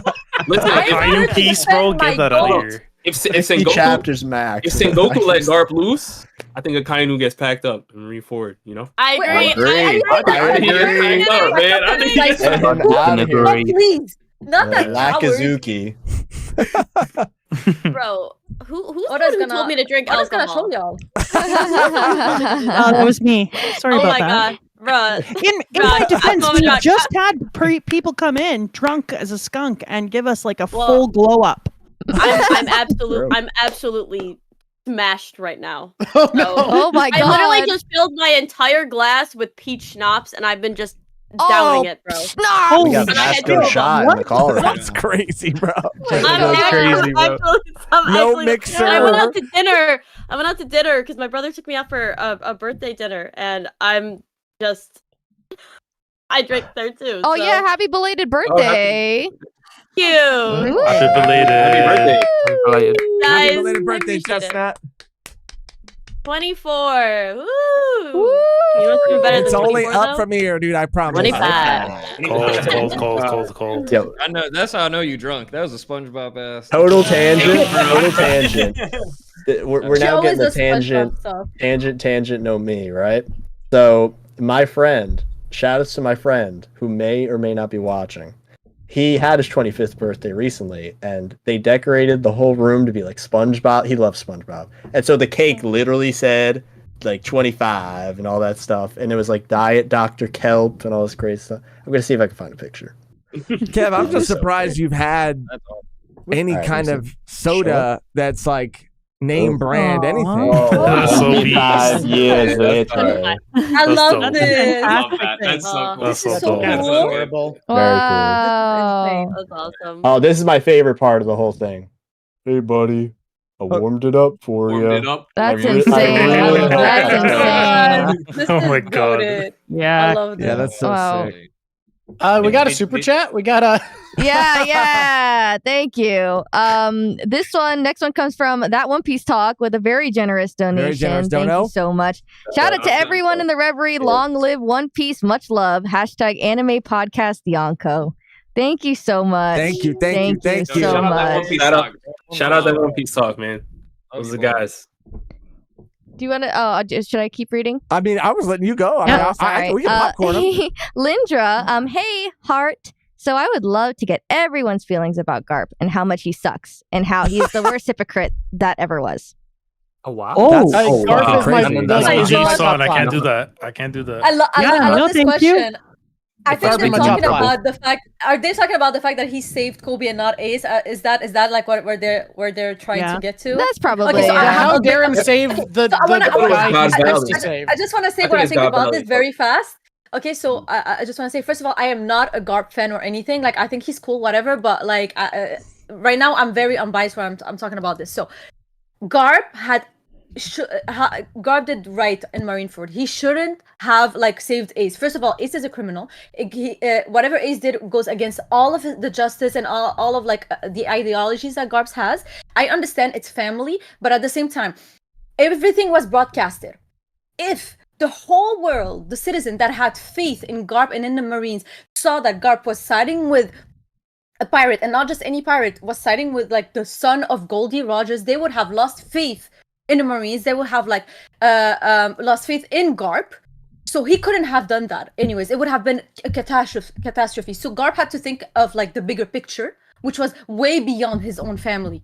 That's beside the point that he also has his own, like, you know, his own faith, his own justice and everything. Like, if you truly believe in something, it doesn't matter if it's family or not, you're not gonna go against it. It's a bit like what happened with Kizaru.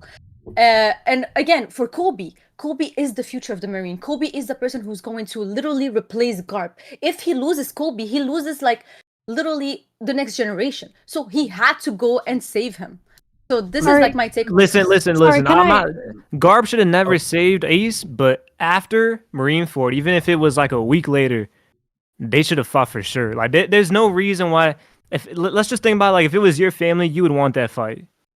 You know what I'm saying? Like, it doesn't have to be broadcasted. What does it accomplish? Garp has Listen, goals. bro. No. That's his grandson. That's I have a exactly different take on it, actually. It doesn't need to be broadcasted. But hang on. Wait, but he was a he was a criminal from birth. They were trying to kill him in the womb. So you're saying he's a criminal? He had no choice in his life. He even said to Garp, "You know, I couldn't become a Marine because they would have found me out and they would have killed me anyway." Garp also inwardly knew this. So, do you think Garp think that Ace deserved to die in that moment?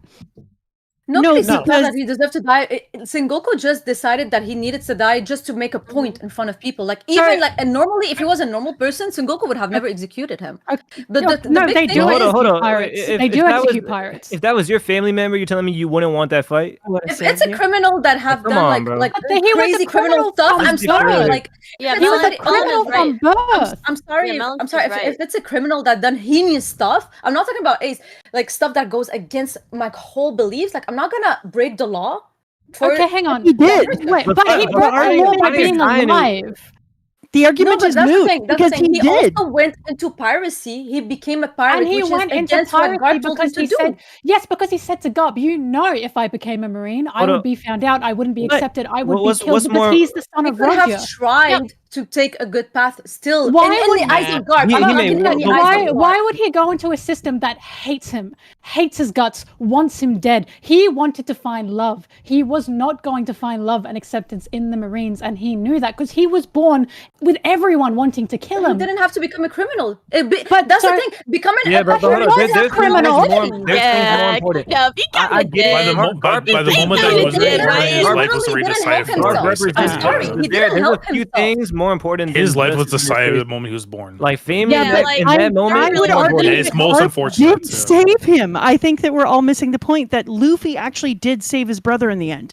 Luffy saved his brother. Ace unsaved himself. And the only reason that they were able to do that was because he chose. Sengoku even said to him, I guess you chose Garp.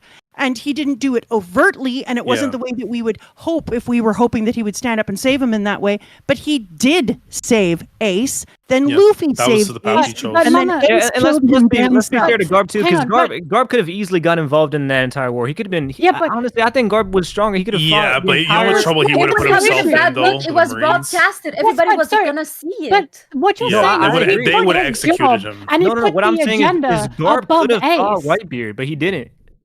Like we got to give credit to Garp, right? Like he was sitting back there chilling, and really doing that on his own is really helping Ace and helping Luffy and Whitebeard save Ace. Okay, but the issue is he did nothing, and and we know he did nothing because Dadan punched him and said, "How could you do nothing? Your grandson, the boy you loved, was there, and you did nothing." That's the reason we got that scene. We're not talking about the world. You are putting. So you're saying that's broadcasted. It's important. Yes, but I'm saying you are saying. But Hime, what's more important though? What's more important, the Marines or his family? No, but that's the thing. I think that for Garp, it's the greater good. So he would say that whatever the world, the safety of the world is more important than just one family member. No, bro, come on, bro. You So- think so that's moral code. The argument This is opinion. Hang is. on. So are you saying Smoker should have taken Luffy in Alabasta because he was a pirate, he was a criminal. He should have just. Why did he let him go? Yeah, I don't know about didn't. that. Oh, I don't know if that checks in with Garp's character. Like, I think that's not the same. I don't know why But we're what you're comparing saying two is things. you're putting Garp. You're saying Garp couldn't save Ace because the world is not important. The greater good.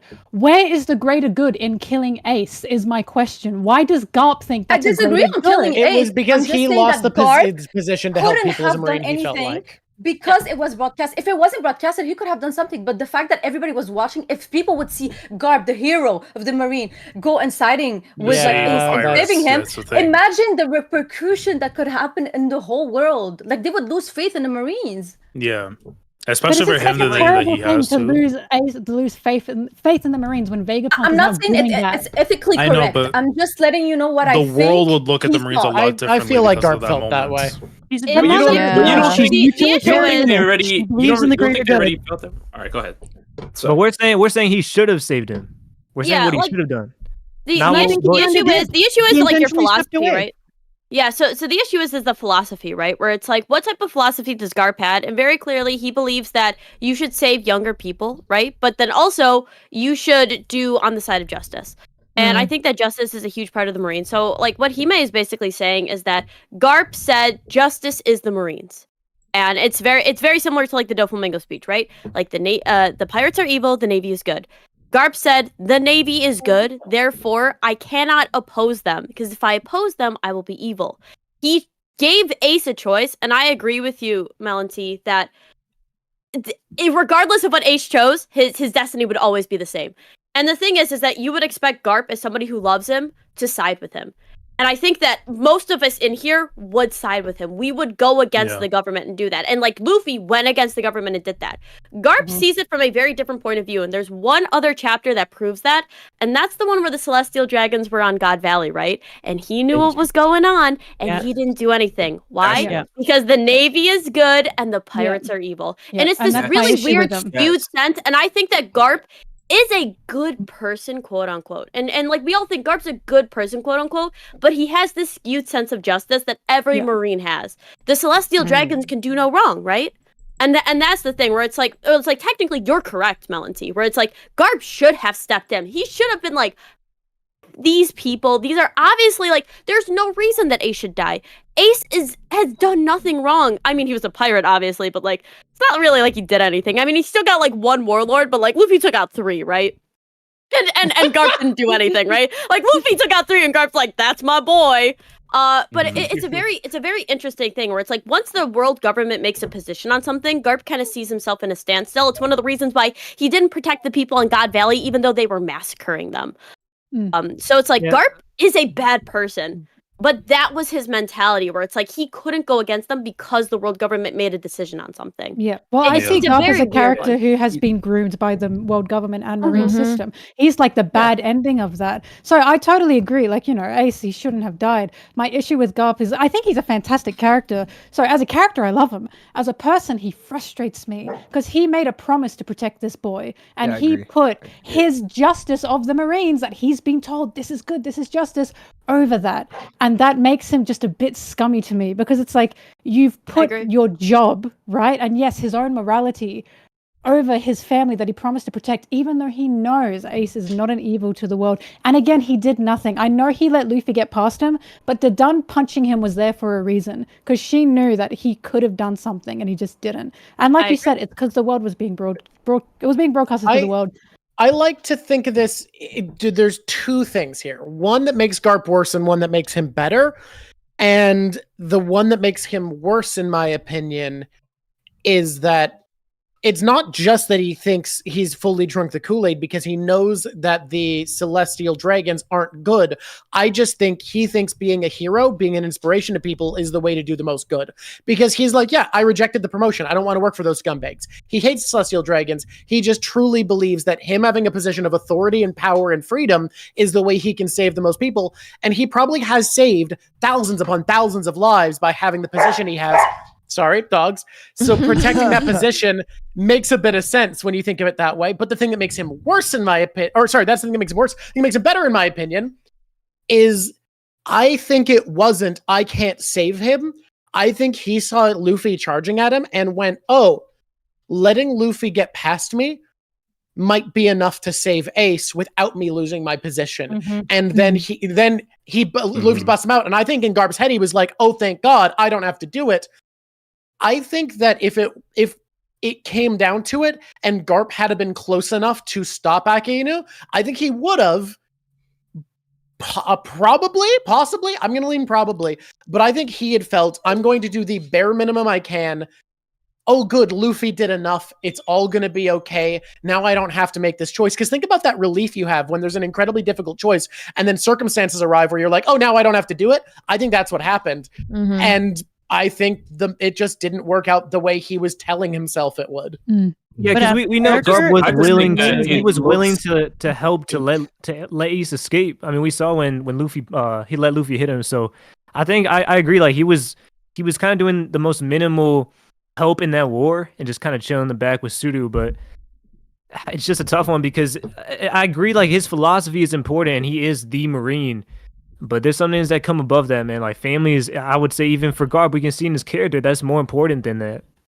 Well, my biggest thing with Garp is why didn't he release Ace before the war started? He could have prevented a war.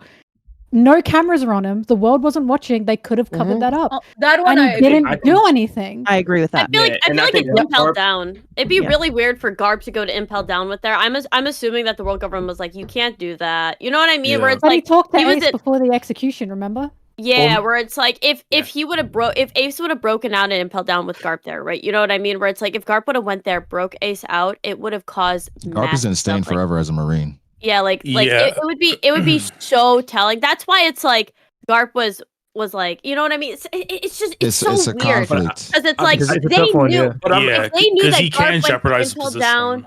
Yeah, if they knew that Garp went to impel down to break, and then Ace all of a sudden broke out, it'd be like, come on. Like even if it wasn't his fault, they would blame him.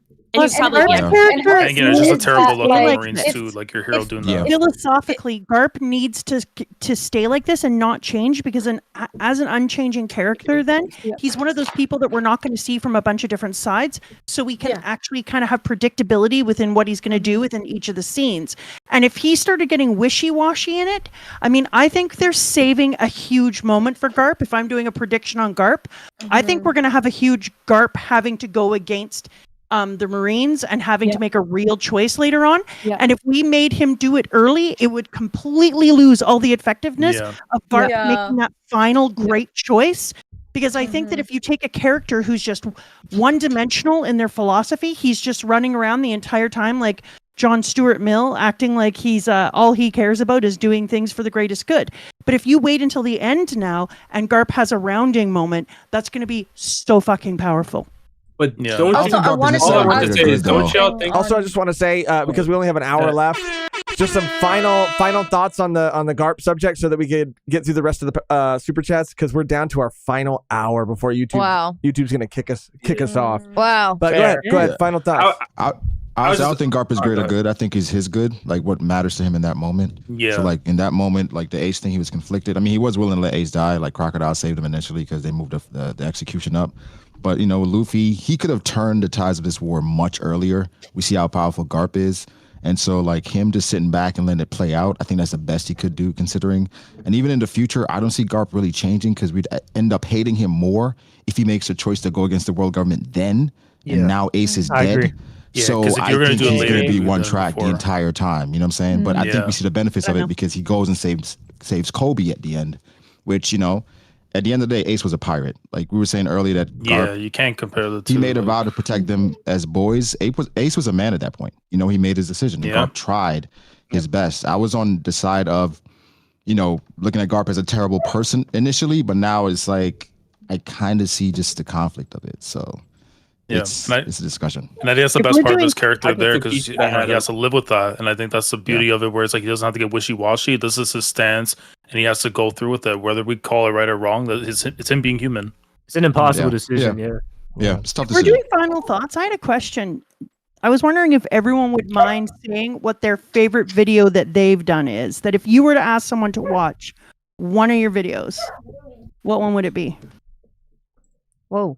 That's a heavy question. I like it. No, I like it too. I was like, whoa. And how about this? How about everybody can think about it? We're gonna get through the rest of the super chats, and that'll be like our maybe like our final like big question to everybody. Just so you have a little time to think about it. Yeah. I'm not gonna forget. I'm gonna write it down. Video. All right. Say it one more time, Mama Drawk, please. So if everyone got to pick one of their videos that you would get someone to watch, which one would it be? Okay.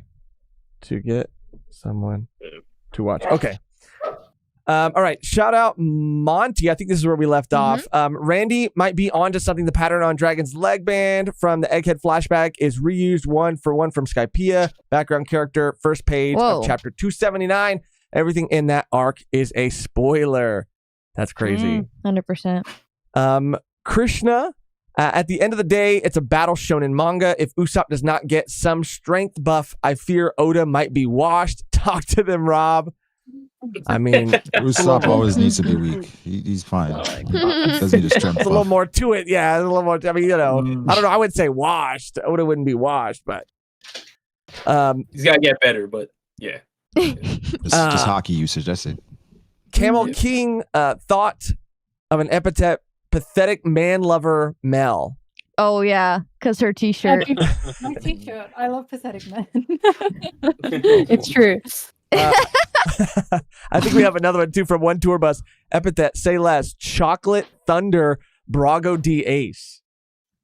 What? You got That's it, actually Bronco. so funny. He said, "Wait, what?" He said, "I guess." You take that, Brago? I'll take it. That's so funny, bro. Silver Spark, thanks for hosting Volume 1. Love y'all's content since way before you covered my favorite series in One Piece, and I will continue to support when I can.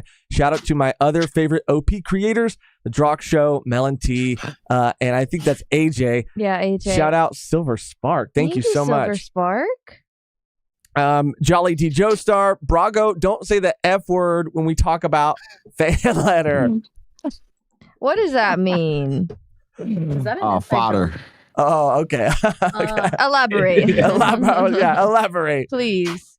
We were talking about the fan letter about like the lives and how fodder and their lives matter. And I was like, yeah, their lives do matter, but I mean, they're still fodder. That's good. It's all good. Giving life to fodder. Humming work. We need Long Ring, Long Land, and Davy Bag fights being brought to the theory table with all these fire creators. Humming work. It happened. It happened. It happened. Humming We got work. there. We got there. Mega Buster Oda and Togashi, be the most free. Not gonna lie. True. Yeah, Togashi. D, is Shanks evil? Is One Piece a modern day Odyssey? That was my biggest theory. Like, I still Megan hold was on to it. convinced. I still hold on to it. Like, imagine if it was like, it's like a Mufasa situation with like Luffy, like looking up to him, and Shanks is like, I don't want to play with you anymore. Oh no, that's Toy Story actually. Yeah, I'm so Toy sorry. Story. I was like, wait. Yeah. I was about to say, I was what? like, he did not say that shit to him. Wrong. But yeah, Shanks is like, I don't want it anymore, and then he That's just so like dumps him in the trash. Like, I don't know. It would be very satisfying as a story. I don't see it with Shanks. He had so many opportunities. Like, But the story's not over. The story's not What if over. Speaking of I don't Togashi, what see if it. Shanks is like a Hisoka kind of figure? That would be so We cool. Hold on. We ain't getting There's- Hisoka. We ain't getting there's- Netero. We are getting no. nice, good mentor boy. Yeah, there are too many cases that Oda is about to catch. The last thing we needed is a Hisoka, okay? Shanks Hisoka. They both got red hair. I'm gonna leave too. that one alone. He's got red hair too. Soma, the OP is an Xmas story theory blew my mind. The One Piece is a Christmas story? Whoa. I don't think I've ever heard of that. Yeah, the Tiny One Tiny Piece. Chopper, Blue Nose Yeah. Reindeer. I see that a little bit. But that the One Piece is a Christmas I mean, we were story. talking about the. Oh, I mean, I think I have no idea that. Yeah, I was like, I've never heard of that. Carol, we were like- talking about the idea that it's like in a hockey knot, you know. So maybe instead of a vision, it's Yeah. just a Christmas story in It's a little there. mistletoe. You know, it's the movie. Singing A Christmas carols. Story. Having hot chocolate. Vishal, the last time we had an anime crossover episode was almost 550 episodes ago with Toriko, DBZ, and One Piece. Toriko, yep. If there was a new one, what animes should cross over? Loving the stream. Great job hosting. Bro, we need. Oh, Is man. One Piece included, I Including One assume? Piece? I guess I yeah. could. Bleach. Oh yeah. One Piece, JJK. Yeah, we need. JJK, My Hero. My Hero. Yeah, those One four. Piece Undead Unluck. Oh, we got an Undead Unluck Stan. That's We've like been One reading Piece it as Sailor our Moon. book club. Sanji's manga. already It's had a not magical. Oh yeah, I like that. Or what would be funny is One Piece Dandadan. Whoa. Yeah, One Piece Dandadan will go crazy. That'd be Yeah. I'll go just like ascended right there. Okay. One Piece Chainsaw Man, but because Chainsaw Man takes place in the 90s, it's just the manga devil summoning like Arc 1 Luffy. Oh my god, that's Bohemian terrifying. Rhapsody right I'll there. take That's terrifying. Being a regular ass person. I'll be here going for a against- JJK Hunter x Hunter one too. Oh That'd be dope. yeah, I mean, that would be crazy. JJK and Hunter x Hunter. insane. That's too hard. I can't. No. I'm trying to think of all these series in my mind. Frieren. I don't know. Frieren, I mean, Mind you. Bleach is just so damn good right now. That's not like Yeah, 1,000-Year Blood War. Yeah. It's crazy. it's insane. But yeah, I can't really think of one. Matthew Lane. Hey Rob, talk about Dragon and explain why he couldn't show up in Egghead. I think Rob touched on this. I did touch on it a little bit, but you know, I was a person that I actually did want Dragon to actually go to Egghead, but we obviously found out that he did not know the information, right? So how's he gonna go to Egghead? He doesn't know. He's finding out just like everybody else through the Vegapunk message. Mm-hmm. But I think now that he does know, of, you know, he heard the message, he heard everything. I think now's the time he's going to mobilize. Like I said, you know, Dragon is somebody that has bigger fish to fry. He's literally looking at the Holy Knights, the God's Knights as like, this is where my focus is right now. So, you know, to us, we still don't know how formidable this faction is, but I feel like, you know, Oda's hyping that up for later. So I think it will all make sense why he didn't, you know. He did have no Shaka. I just want to point out the Shaka call was there though. So maybe instructions were given on what to do after the fact. I'm just saying, and he said, I'm gonna die. He told him, I'm gonna die. My thing is like, what would Dragon do at Egghead? What's the point of going to Egghead? No, I know, but I'm just saying that he kind of knew that there was something happening. Look, people want Dragon to show up at every arc. But I don't know. Because he hasn't yet. Because he hasn't yet. For the meme or Dragon, it's like every chapter you have the X. Oh yeah, there's an X one. But the next X is like, he's still coming. I swear. Dragon's coming. All right, we're going to read Miles. And I'm just going to, because I do want to answer that question or ask that question that Mama Drawk asked. I'm going to really, really rapid fire. So sorry if, you know, it seems like it's moving real fast. But again, I just don't want the stream to cut out. I want to make sure we have time. And thank you to everybody who supported and the super chats. Thank you so much. Thank you. Miles, so to juxtapose things, can you lose your Conquerors hockey as well then too? W Reverie from everyone. Thank you so much. Big up Mehgan and Losh, okay, for hosting. Shout out Miles. I mean, that's interesting. Yeah, I don't know. I called the guy the little peanut in Wano, the one that was in the prison. Lau. I used to call She calls him Little Peanut. I like Little Peanut. Anyways, Little Peanut Man, if you looked at him, Luffy gave him back. Like, he didn't lose it, but he kind of lost it, right? And then Luffy gave him back that confidence and that feeling in himself and his will, and he physically changed. So I think that maybe you can't lose it, but you can have it go dormant. I think the Big Mom and Kaido we see at the end of Wano have more hockey flowing out of them, it looks like, than the Big Mom and Kaido we were getting before.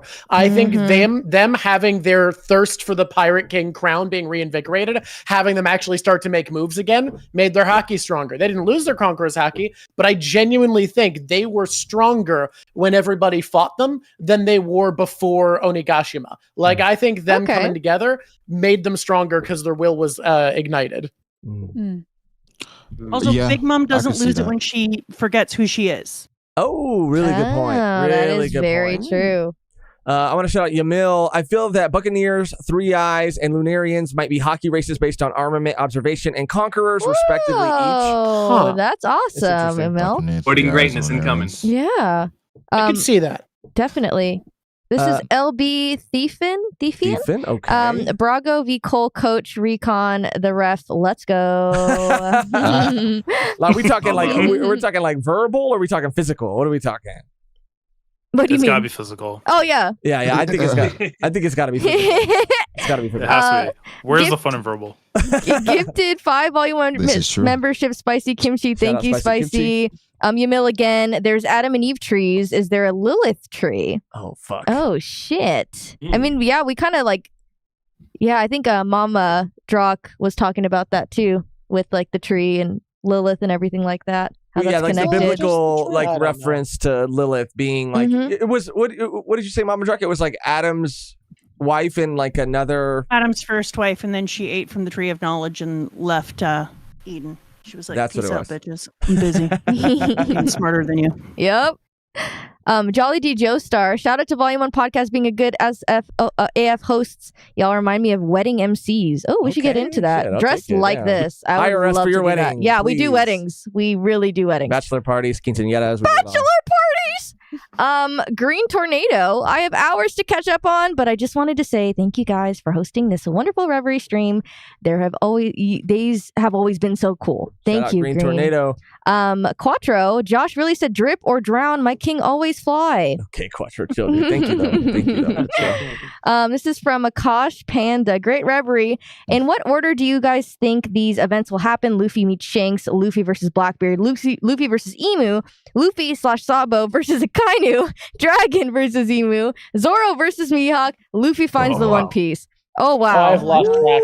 That was too many. Oh wow! The first one was Luffy meets Shanks. That's the first thing. Yeah, that is the video. Somebody record Luffy that. will meet Shanks' corpse for sure. Luffy meets Shanks. Yeah. What about before giving all him that. back the hat? Okay. Yeah, he got the hat. Okay. Dragon Emu? I kind of need Dragon Emu though. Luffy. So Luffy meets Shanks. Luffy versus One Piece is Blackbeard. Luffy versus Emu. Luffy Yeah, One Piece is Sabo last. versus Akainu. I Dragon agree. versus Emu. Zoro. That's just so many to keep That's a track lot. of. There's so Luffy much. finds Maybe One there's Piece. some that happens at the Yeah. same time too. I think I heard Ska Yeah. in there. I like that. Yeah, it was. It was Mhm. definitely in there. I kind of like that too, honestly. I'm a big Scott fan. You know? This is from Viraj. Kizaru Uber Eats reveal. A kind of Wow, 5 billion bounty, definitely shaking up the Luffy over Admirals take. This SBS definitely gave the Admirals some well-deserved love. Oh shit. Well, I'm sorry. They said admirals, Nah. not fleet admirals. That's actually a different tier, so nothing's been shaken up. Like, even if you remove Akainu, Even the Kizaru- admirals Luffy have bid over the Kizaru- admirals. Kizaru No, didn't No, I change know. it too, I'm so. just being pedantic. I'm just being pedantic as a joke. No, that's Don't worry. fine. Don't take me seriously. Don't take me seriously. And also, we have some information Yeah, about the it wasn't no backstory joke, of like Fuji and Ringo. That's true. Trento, do you think One Piece treasure will be something that makes sense from an outsider's perspective, or something that requires No. the contextual knowledge of the story to be significant? Need context. 100%. I think it's going to For require sure. context. Oh yeah, 100%. I think you might be I able would to. be sad if people would understand if they didn't read or watch it. Right. wanted Why would you? Why? Yeah. Yeah. you need There's no context. way. Yeah, Oda but would you do won't understand like the weight of it. No. Yeah. Yeah. You have to have read 1,300 Like, it's chapters. just a book? 100%. Right. It's a Christmas hell's this story. It's a story? It's a Christmas story. You read 3,000 chapters for a story? For another story. For another one. Thank you, Terrence, for the donation. And this comes from Monty. We just kind of assumed the Revs didn't try to save Guinea, or is it Ginny? Ginny. I mean, I say Ginny. I forget. But I they say could have Ginny, yeah. they could have tried and failed. Oda might revisit that moment since we didn't even see Eva's response to Ginny's kidnapper was a silhouette. I don't know if we'll retouch it. I think it's a honestly. God Knight that pulled up on him. to be Yeah, I honest. think so too. Yeah. I think so too. I really don't see going back to that moment. I think that chapter for I her think- yeah, is I- closed. yeah. But It may once we meet the God Knight that probably did it. yeah, but it'll be like Like a that moment line. It'll specifically. it'll be like a line, Yeah. maybe like a word of dialogue, not like shown to us potentially. I And think then we'll we be see like, the kidnapping. oh, Like if it's somebody significant, like the God Knight that's significant, we see the kidnapping. sure. Well, this is why I'm also excited for Iva to meet Bonnie eventually, because I feel like Iva will bring up, you know, Bonnie's mother. Like, surely, right? Oh yeah, god damn. Yeah, that'll be a moment. Oh god. Insatiable Hunger. Y'all have to slander Oda. He's hearing OMG bestselling manga, broke live action curse, wit remake, top 4 card game. He taking too many breaks. No, 2024, like I said, I feel like has been insane for One Piece, bro. It has been. Insane. I'm fine slandering Oda though. We can slander him if we want to. I feel like there's a reverse jutsu to this where if you slander him, You he gotta will do pick his good. spots. You gotta pick his spots. Hey, we gotta pick spots. Chestnut's like, I'm fucked out. I don't give a fuck. I'm blacked out. If you start doubting him, he will start hooping. So keep doubting him. That is true. That is He's true. like, oh, I heard on the Twitter Reverie folks. they were slandering me. I'm taking a 6-month break. How about Whoa. I'll just be saying he's Well, that's the washed. anime, He bro. doesn't That's do the it anime. anymore. Fan letters And then in he that brings a time, banger. And it's like, yeah, keep going. Oh my god. that? Jolly D Joestar, secret ship you want EOS. Oh. I don't got a secret one. It's just Can I include always myself? not I was me. pretty Not forward me. about handsome not me, fish and V, bro. Robin. It's not W. secret. I'll write it in Commodore the Les sky. X Nico Absolute Robin. W. Love it. I Wayne need and to the see Don. Reiju get with somebody. Raiju? Like with another girl, yeah. I need Raiju's gonna get with I'll be Tashigi, honest- bro. I'll be honest, We already Zoro- saw that in the cover story. Get away from me, bro. Raiju and Tashigi OTP. Zoro and Hiyori is the only shit that even makes sense to me in One Piece. Bro, Zoro We got gay. Hibari. Zoro and literally Kobe. has no interest Hibari's in any Kobe's woman, still bro. a I've baby. never seen Zoro look at a woman and be like, yes. I was gonna say Viola. Chestnut, I got it to be That's the fair. Robin in law. Zoro called Okiku a sizable woman. He's into Okiku. That's all I gotta say. He's in. Real. He is so Real. into There are panels. he loves There is a Okiku. panel confirms He that. did say that. He did say that. Listen, bro. Listen, I'm not I'm not into like the crazy shipping stuff, but like the only person that Zoro has like ever looked at and like done something with is Sanji, bro. Let's be Don't do that. Oh, we're back. We're back. Let's be completely honest. We're back to that shit. War bro. Swords time. Zonji, bro. It's out here. All right. It's not. It's time for Zonji. After those 2 years, Sanji's not having it. This one comes from Jolly Dijo Star again. Thank you, Jolly. Jay is trying to replicate the toxicity Morj brought in the beginning. Gotta bring it back. You're not even here for it. I know, damn. Swaboosh, love you guys. Amazing fun and chill reverie. Everyone here is goated. Y'all been in my ear for 9 hours. Love that, Swaboosh. Shout out. Swaboosh, thank you so much. That is a way to put that. You've been in my ear. Yeah, you've been in my ears. Yeah, that's kind of crazy. For 9 hours, all of you. Very motivated. Everyone get your drink and claim your seat in Saboti Bar. It's agenda time. Oh, fuck. Claim your seat. City, many apologies for coming Usopp's way post Elbath. Yeah, okay, so everybody's gonna be apologizing. Yeah. Post-Elbath. Yeah. We'll see. Recordy, shout out to the amazing reverie, the Usopp stuff. I actually outlined everything he's done from Onigashima to the latest chapter. To chapter 1130. Yeah, 1030 by chapter and page, and he's actually did a lot. People just ain't acknowledging it. Post it. Uh-oh. Post Dang. it. Jay's capping? Jay capping? Dang, the receipts. We have receipts. I mean, Well, I did want to say we didn't bring up Usopp taking out page 1, but I just didn't want to say anything. So You're like, the argument was already won. I didn't need to It was pile on. one point. We need more Usopp defenders. I think we talked for over an hour about Usopp in the end. Yeah, No, I think we talked for 2 hours about we took Usopp. care of him in a single page. So it's interesting because for somebody who hasn't done anything, we sure talk a lot about him. That's a great point. he's done everything in my heart, and that's what matters. He's I think a clearly lot of made people an love impact. Usopp, but has he really done anything? Like, People out here living in hearts. They In the live last 10 ears. years, Brago, Anatomy for homes, these people. The times we're coming to. He's gonna cook it up, don't worry. Mm-hmm. Recording with I was another just thinking. Do you think Usopp will ever bring back Silga King? Ooh, I want him Yes. to. I want him to. I really hope he does. I want him Like, to bring back Soga King so, just yes. to. I want him. even I if want it's him to, just for fun, like we just I gotta. think he's gotta do 1,000% it. comes back. I want him to Okay, bring him guys. back just to break the mask. Please. 100%. What wouldn't it be so funny if Van Auger's a complete idiot and is like, "Why are you fighting me? I want your strongest sniper. Bring me Sniper King." That would be awesome. funny as hell. He disappears and comes back with the mask. That would be crazy. It's so funny. Maybe he breaks the Make Van Auger a dummy. Do it for me. Let's see. We got Recordy as a Usopp thing. He straight up headed to the live floor to save Momo from Kaido and Big Mom while Chopper was scared and tried to back out. Bravery. Okay, you don't have to put down he's Chopper in order to put Usopp up. That's what we're not gonna do. That's what we're not gonna do. I losing agreed with recipes. everything, by the way, but okay. Dark King, big heads up to Kyle for my question. Does Luffy beat Akainu? No. Wait. Does Luffy? Not yet. Wait. Not yet. No. Yes. Yeah. Not yet. Of course. Zero Yes. chance. Of You You know who course. does though? You know who does? He got Here we go. Zero chance. Whoa, If he doesn't bro. beat- Thank you, Brago. Where were you when I Zero needed chance. you about the Listen, your Wait, admirals can't lose, so y'all. Luffy gonna be taking a nap in Admiral lava? agenda is That's too what he's gonna be strong. doing? Luffy dunked on the Admiral. The Admiral agenda is too strong. Gorosei. Don't go. Yeah. Wait. Did we read the same story? Kaio, what'd you say? What was it? He he dunked on Kizaru, and he did go toe to toe with Gorosei. Obviously, I'm not gonna say he beat them, but I'm sure he can handle Akainu.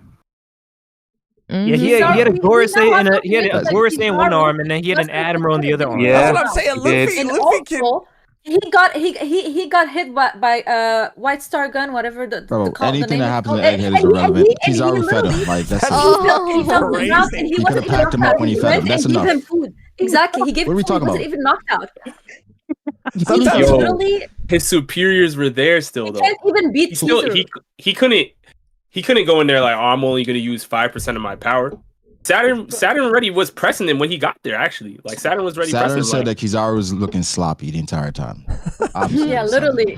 And we know for a fact that Kizaru was conflicted. So if Luffy cannot even beat Kizaru right He now can't beat because of Kizaru, he's gonna stamina beat issues, Akainu? you think That's he enough. can beat Akainu? That's not happening now. No. EOS probably. Now, no. Not. I mean, we'll see. Nah, he'll take it. Take care of the drawback, then we can have that conversation. Could Luffy take a fresh Luffy Kaido? Could Luffy take fresh No, he Kaido loses to now? Kaido now. No, I think he still loses to Fresh Kaido. Now? I agree. Yes. I think Fresh Kaido is so different than what we saw. Listen, Kaido have Conquerors That confirmed? is true. Okay. I mean, yeah.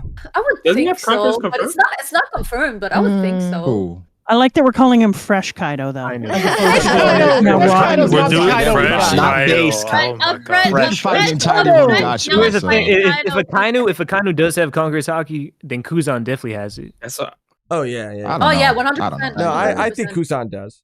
Yeah. Yeah. Yes. I agree. don't think they're tied necessarily, but Rock, make No, the no, picture Kaido- It dance. might not be tied, but I think it's close enough. What? Close enough. Someone asked you to make the picture dance. Flip perspective back and forth. So look at that. Oh, hold on. Let me make it bigger. Let me make it bigger. Okay, do it again. Yeah. That goes hard. That's so Thank sick. you. That's awesome. I needed to see that. Doing a little dance. Okay. oh, that's fire. That's super sick. I knew he wasn't going to see the chat. I don't even know if he's in it. So I was like, let's just do this. No, I can't see shit. I'm just looking at y'all's faces in this. Let's see. The next one is from Dark King. Oh no, we already did that one. King of Dark 7. Hime. We are in the last saga, 1K plus chapters. We do have more time to give Lossup a chance to man up. Damn. Crazy. We'll get there.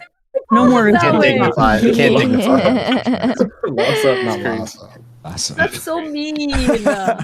Jolly D. Roger, Jay's so toxic he brought back a topic that was already discussed. Reverie's back. It is, I love man. my twin, bro. Listen, I love my twin, bro. He's great.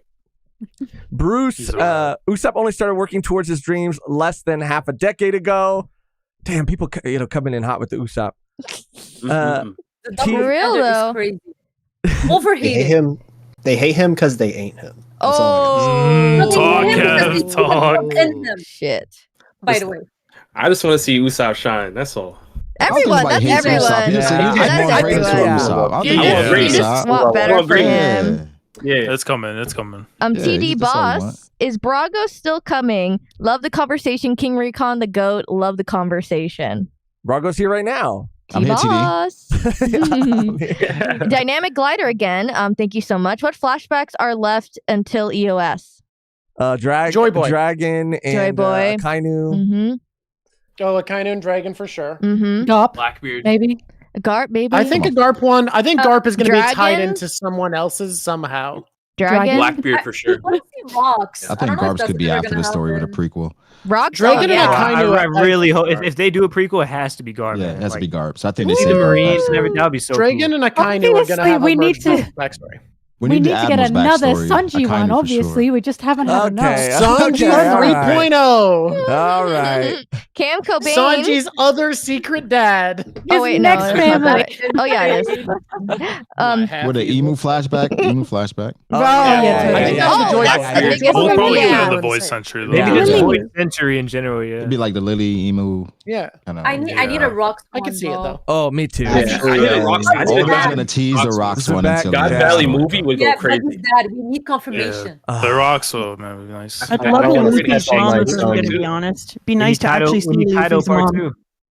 Yeah, that's I don't it. want to step on anything, but actually seeing the Rocky Port incident would be Yeah.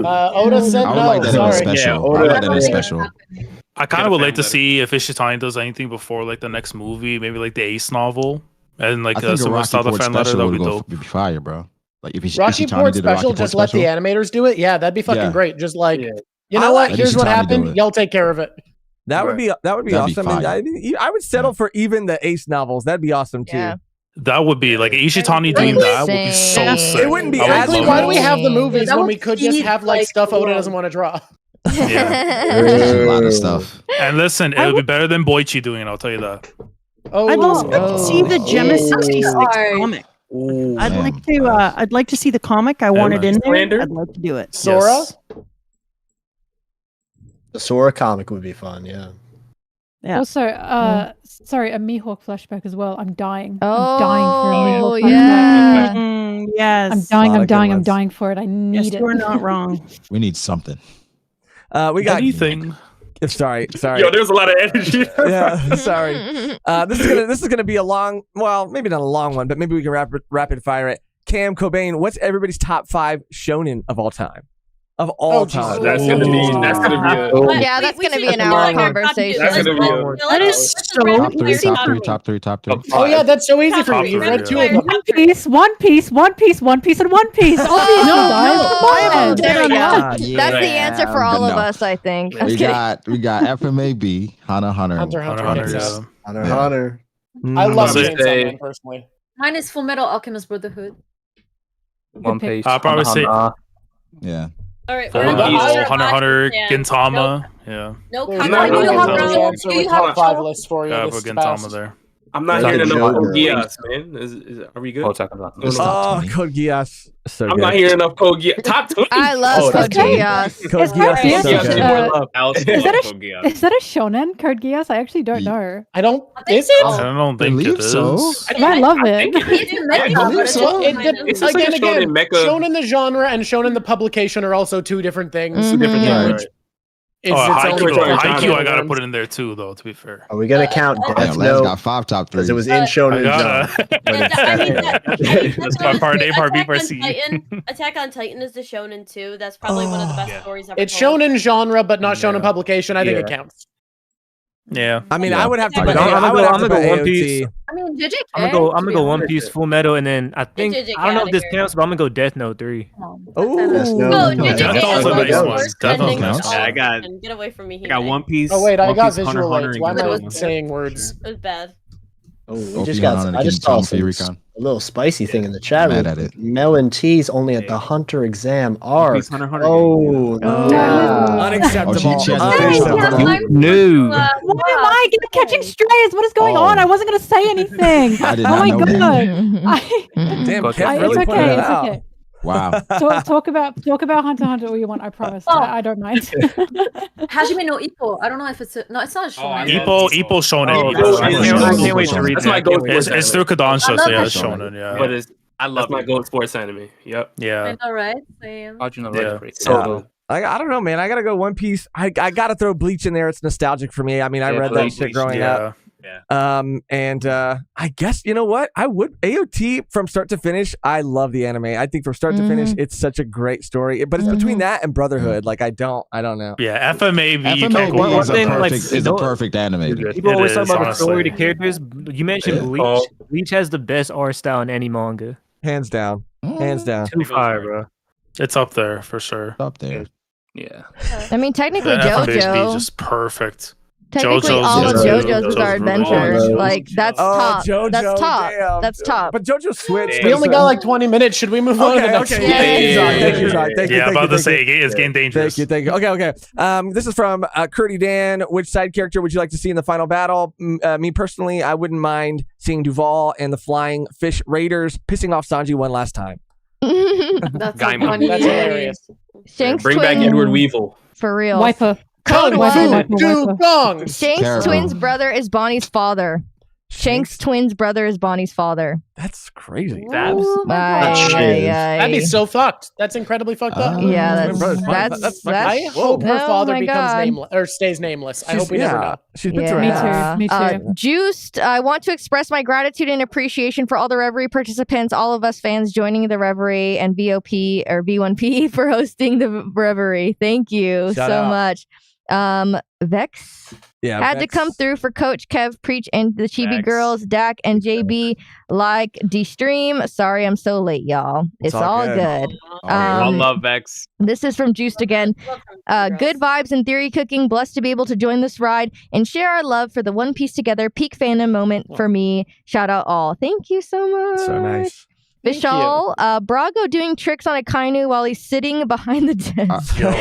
Luffy is washing that glorified volcano. Jesus Christ. Vishal, damn. There we go.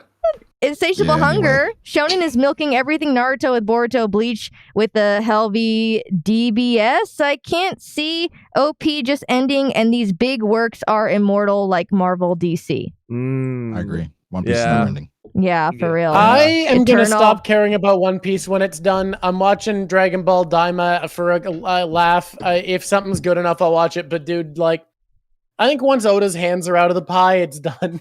Yeah. Oh, yeah. Yeah. I want that man to rest too. I feel like with Oda, he's never going to be out of it. You know, maybe Let he might him not rest. write it. Oda, go probably home. Supervise. Yeah. I could see If Jolly... he does, someone needs to go in with a spray bottle, get him out of there. No. Jolly D Joestar fan letter talk, please. Now stop Brago from saying the F word. Jesus. So Just insane. say fodder. The F word it's sounds really worse. crazy. It does sound so much worse. Insane. Beans, I want second Nami flashback about her first hometown. Oh. Yes. That would be insane. Her first hometown? She doesn't have a first hometown. Her first hometown was where she was raised with Bellamere. No, Bellamere found her and Nojiko. When they were like younger. She was just a little infant baby. Wait, what if it's a Nojiko flashback? It's a Nojiko flashback. Yeah. And this is going to be the last one here from Matthew. Question for Mama Drac. From our understanding of the story so far, who do you believe is stronger, Shanks or Mihawk? Bringing it full circle. What a perfect way to end the stream, honestly. Right back. This is interesting. I want to answer. It's Shanks. Okay. There you go. It's that simple. Salute Mama Drac. with her. Real ball knower. Twitter's gonna Real clip show. that. Well, he's a source. You're What gonna do you see mean? this clip on Twitter tomorrow, and people are gonna be like, I'm not "Typical associated with One her." Piece YouTubers. How dare they say that Shanks is stronger than Mihawk? Absolute L. Even though you're right. You're right. Maybe Mihawk should have been on Roger's crew. I'm not lying just because you want things to be true. Maybe I would Mihawk dance in shouldn't the be pale moonlight like with his Mihawk, shadows. but Shanks is stronger. Like it just is You're what it right. is. I do not think wrong. it's hilarious that Mihawk went up to Shanks at the very beginning of One Piece, and Shanks was like, do you want to fight? And Mihawk was like, I don't fight like has been bummed with one arm, essentially. I don't care. I don't really care too much, but I think he's really funny. He's funny. My husband Listen, just came in here to try to figure out why I said I would dance in the pale moonlight with Mihawk. Like, who's this Mihawk guy? Wonderful. Mr. Hawk. I do want to. I want to end the stream by asking the question that Mama Drac posed earlier. But I do want to say before, just thank you to everybody Before we who's get cut here. off, Yeah, before Vegapunk gets cut off from his message. really. The creators who have been here at any point, especially the people who've been here the entire time. There's so many people who've been here, popping in and out. It's just everybody who made the time to come hang out with us. Thank you guys. And Thank also you. to the newcomers. I mean, like, you guys, you're still here. Yeah, you guys like, are fucking amazing. The chat, you guys have been awesome. The entire fucking 12 hours, you guys have been awesome. Thank you to our mods. The mods. Shout out the mods. And yeah, I mean, thank you for just being cool. I mean, it's Honestly, so awesome to get to talk about this series with everybody in the community. It's been such a pleasure, such an honor to host. Hopefully we did it justice. But I just want to, again, just thank everybody for giving us the space to just the confidence to host it, but then also just like the space and the community to talk about all this stuff. Like, this is an amazing community and an amazing story. I don't want to go on for too long and get too sappy because I want to ask that question. So I'll ask it now. We can go around. Correct me if I get it wrong, but Chestnut, if you had to if you had one video of yours that you would get someone to watch, what would it be? Probably the first video I ever posted on YouTube. It was a video where I basically said that the One Piece is the Horn of Jericho mixed with the cornucopia. Probably one of my best One Piece theories, and it's when I was consistently making One Piece content instead of like every so often, and then I do like the chapter reacts because I'm kind of like a multi-purpose YouTuber now. But when I was specifically doing One Piece, that was the first video I ever made. I think it's one of my most solid theories, and it's something that I haven't ever heard anybody else say. So I definitely say my Horn of Jericho cornucopia theory. It's the first one I ever made on YouTube. Nice. Are we writing these down to create a playlist later? Woo! Oh, that'd be so cool Yeah, if someone made a playlist. Yeah, dude. Yeah, heck yeah. Laz, we have Laz up.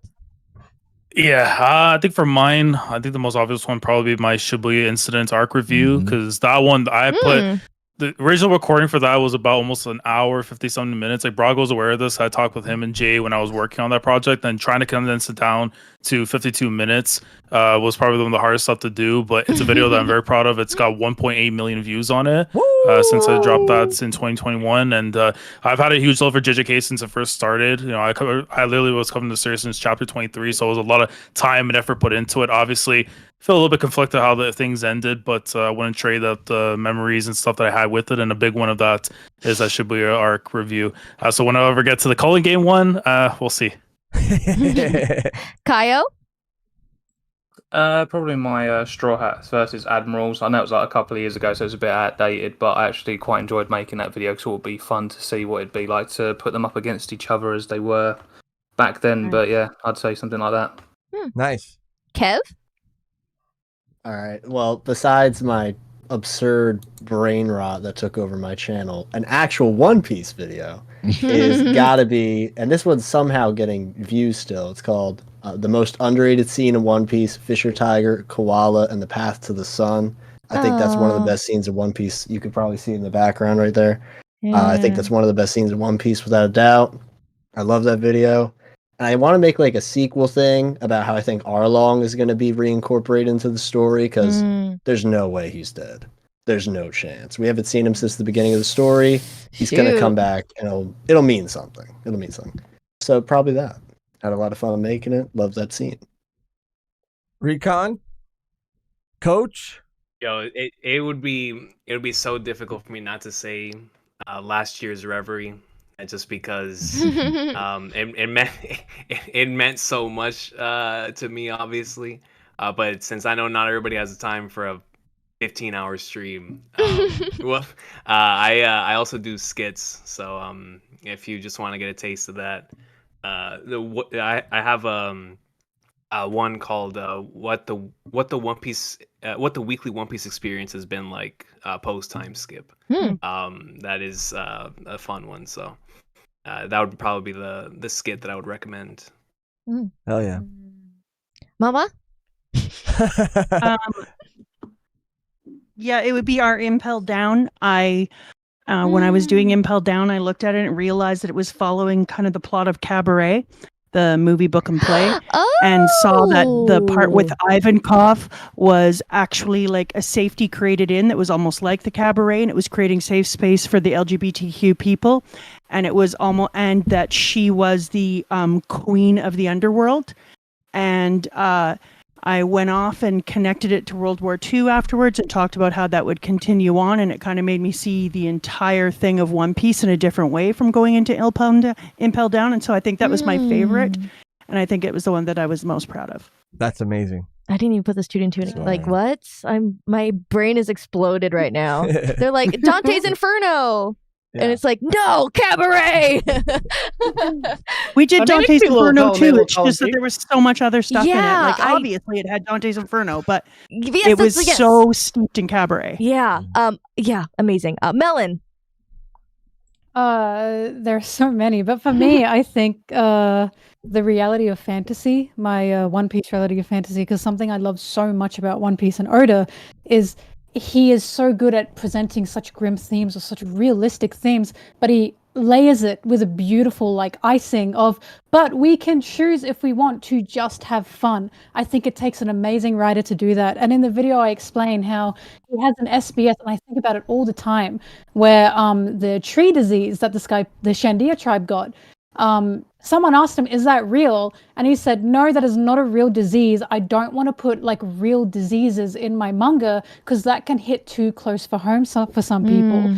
So that maturity that Oda has there with, I'm not relying on cheap shock factors. I'm not relying on like, I'm going to throw cancer at you. You know what I mean? To make you feel something. He doesn't want to do that. He wants to give you the choice to disconnect from any kind of grim reality that One Piece is giving you by just going, oh, funny rubber man.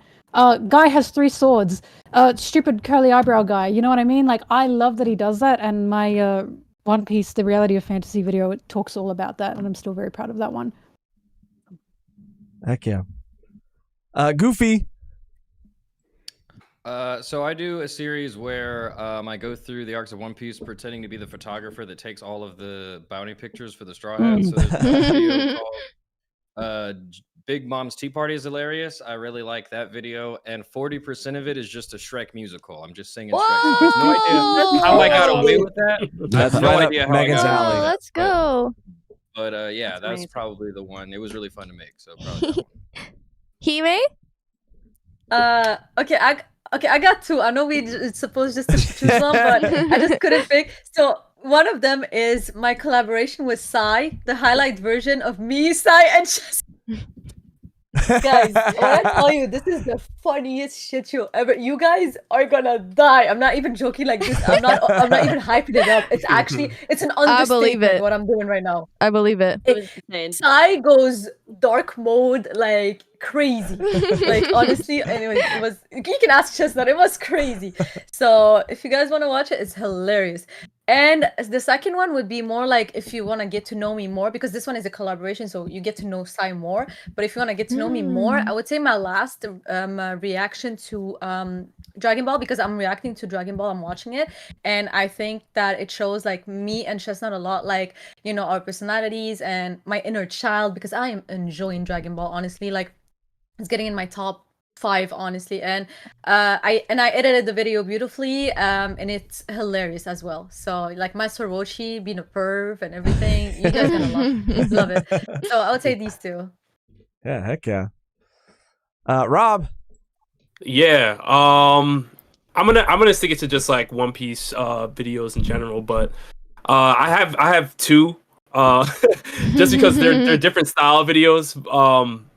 So I guess I would say one would be I asked 100 One Piece fans to make a pirate crew, and I shot that at Anime Expo this year, and I basically I brought like a giant chart and had people like eliminate, you know, different character roles until we got to one final crew, and it was there was toxic moments in it, but it was a lot of fun.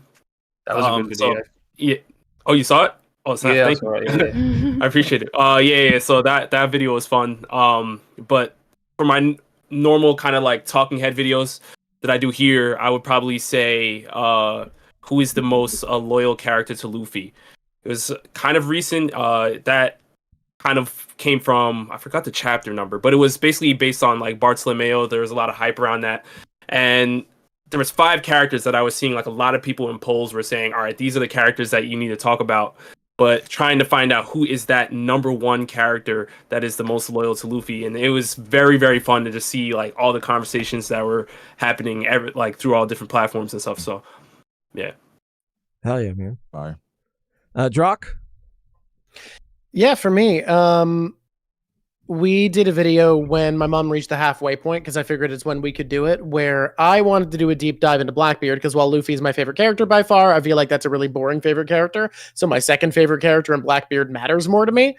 And I wanted to do a character dive into Blackbeard and why I like him as an antagonist and what he offers the series.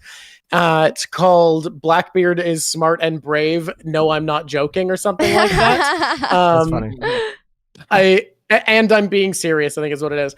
And I really like it. I think we did a great job. We had great analysis, and both of us did separate studies. My mom on types of anarchism and the psychology of selfishness, and me on the political philosophy of positive and negative freedoms and how those are embodied through different characters in One Piece. And I think we did a fantastic job. I'm really proud of the observations we came to, and I'm excited when she has more time again to do some more character study videos.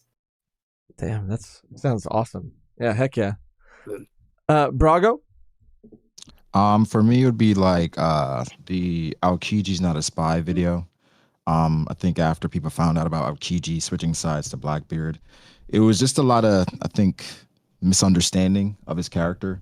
And so I kind of explored the descent, how I view as the ascent of his character into who Kuzan is in regards to his freedom and how that looks like for him in comparison to how Garp feels, how the world feel, and how we feel as well. So it's just an analysis of his character. I think he's one of the more unique characters based on just his allegiances, how he flipped, and who he is now. So that's a video I'd recommend. Nice. Preach. Preach. Preach. Free. My bad. I was muted. No, it's all good. Can you hear me? Yeah, we can hear you. All right. So on my channel, I do theories, and my best theory is a video called "I Finally Solved One Piece After Watching Oda's Favorite Anime," and so there's an anime called Esteban, Child of the Sun, that came out in like 1982. And it's really shocking because no one, from what I've seen, no one's talked about it. No one has heard of this. And it's kind of a more underground series. But when I looked into it, man, like I got a comment on one of my channels and they said, you have to check this out. There's so many similarities to One Piece. And I'm 100% sure that Oda has seen this at some point when he was a kid, or I don't know, at some point. There's an ancient kingdom, ancient weapons. They have one of the kingdoms. They had a war in like the past. And the way they were sunk down to the water, just the same way as the ancient kingdom. There's so many connections, man. You got like the whole video is me just kind of because I watched the whole anime, and so it's me explaining all the similarities and the connections. So I definitely recommend you guys check out that video. Hell yeah. Mehgan, do you have one?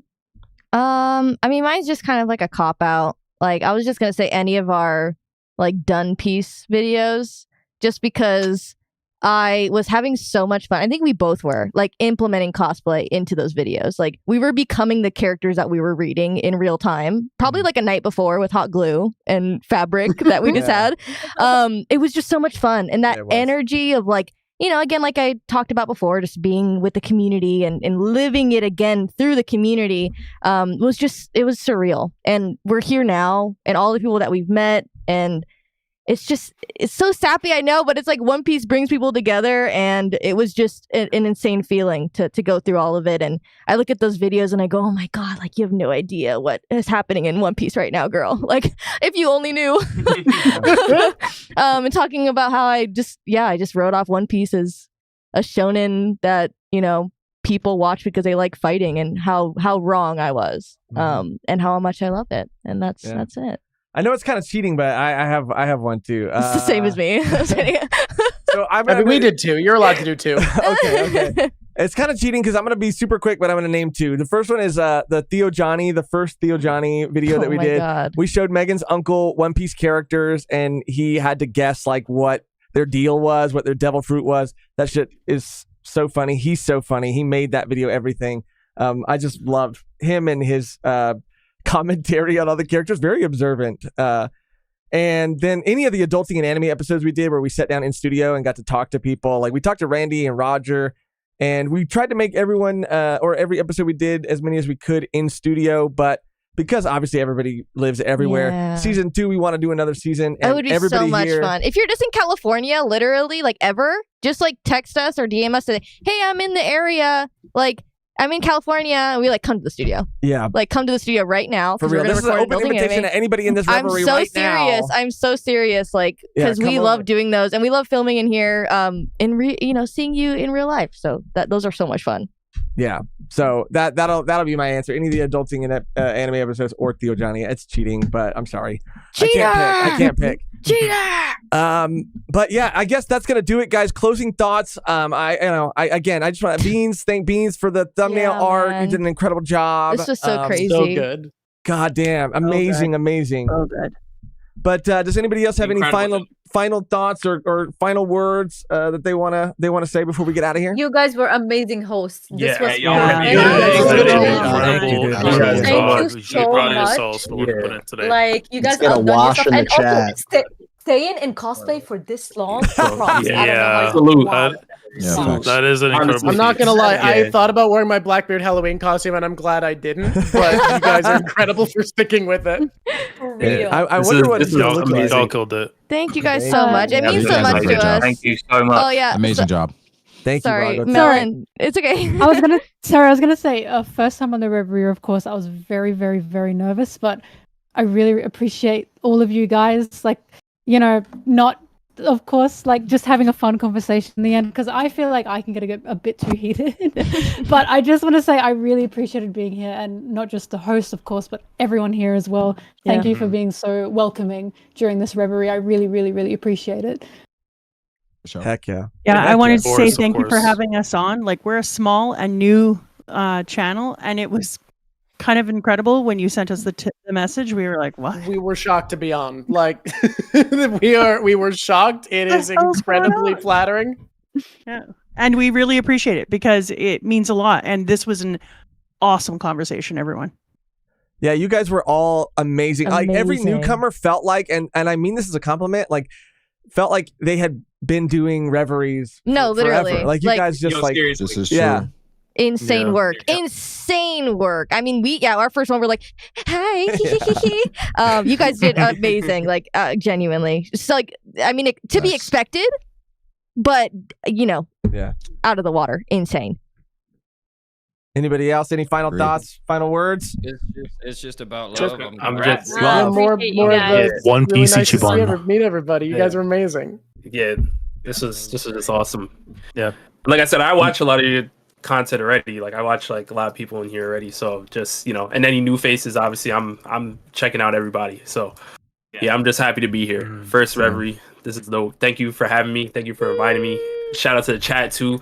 I mean, there's still 1,200 viewers that holding it down. Yes, that's crazy. That's wild. Wild.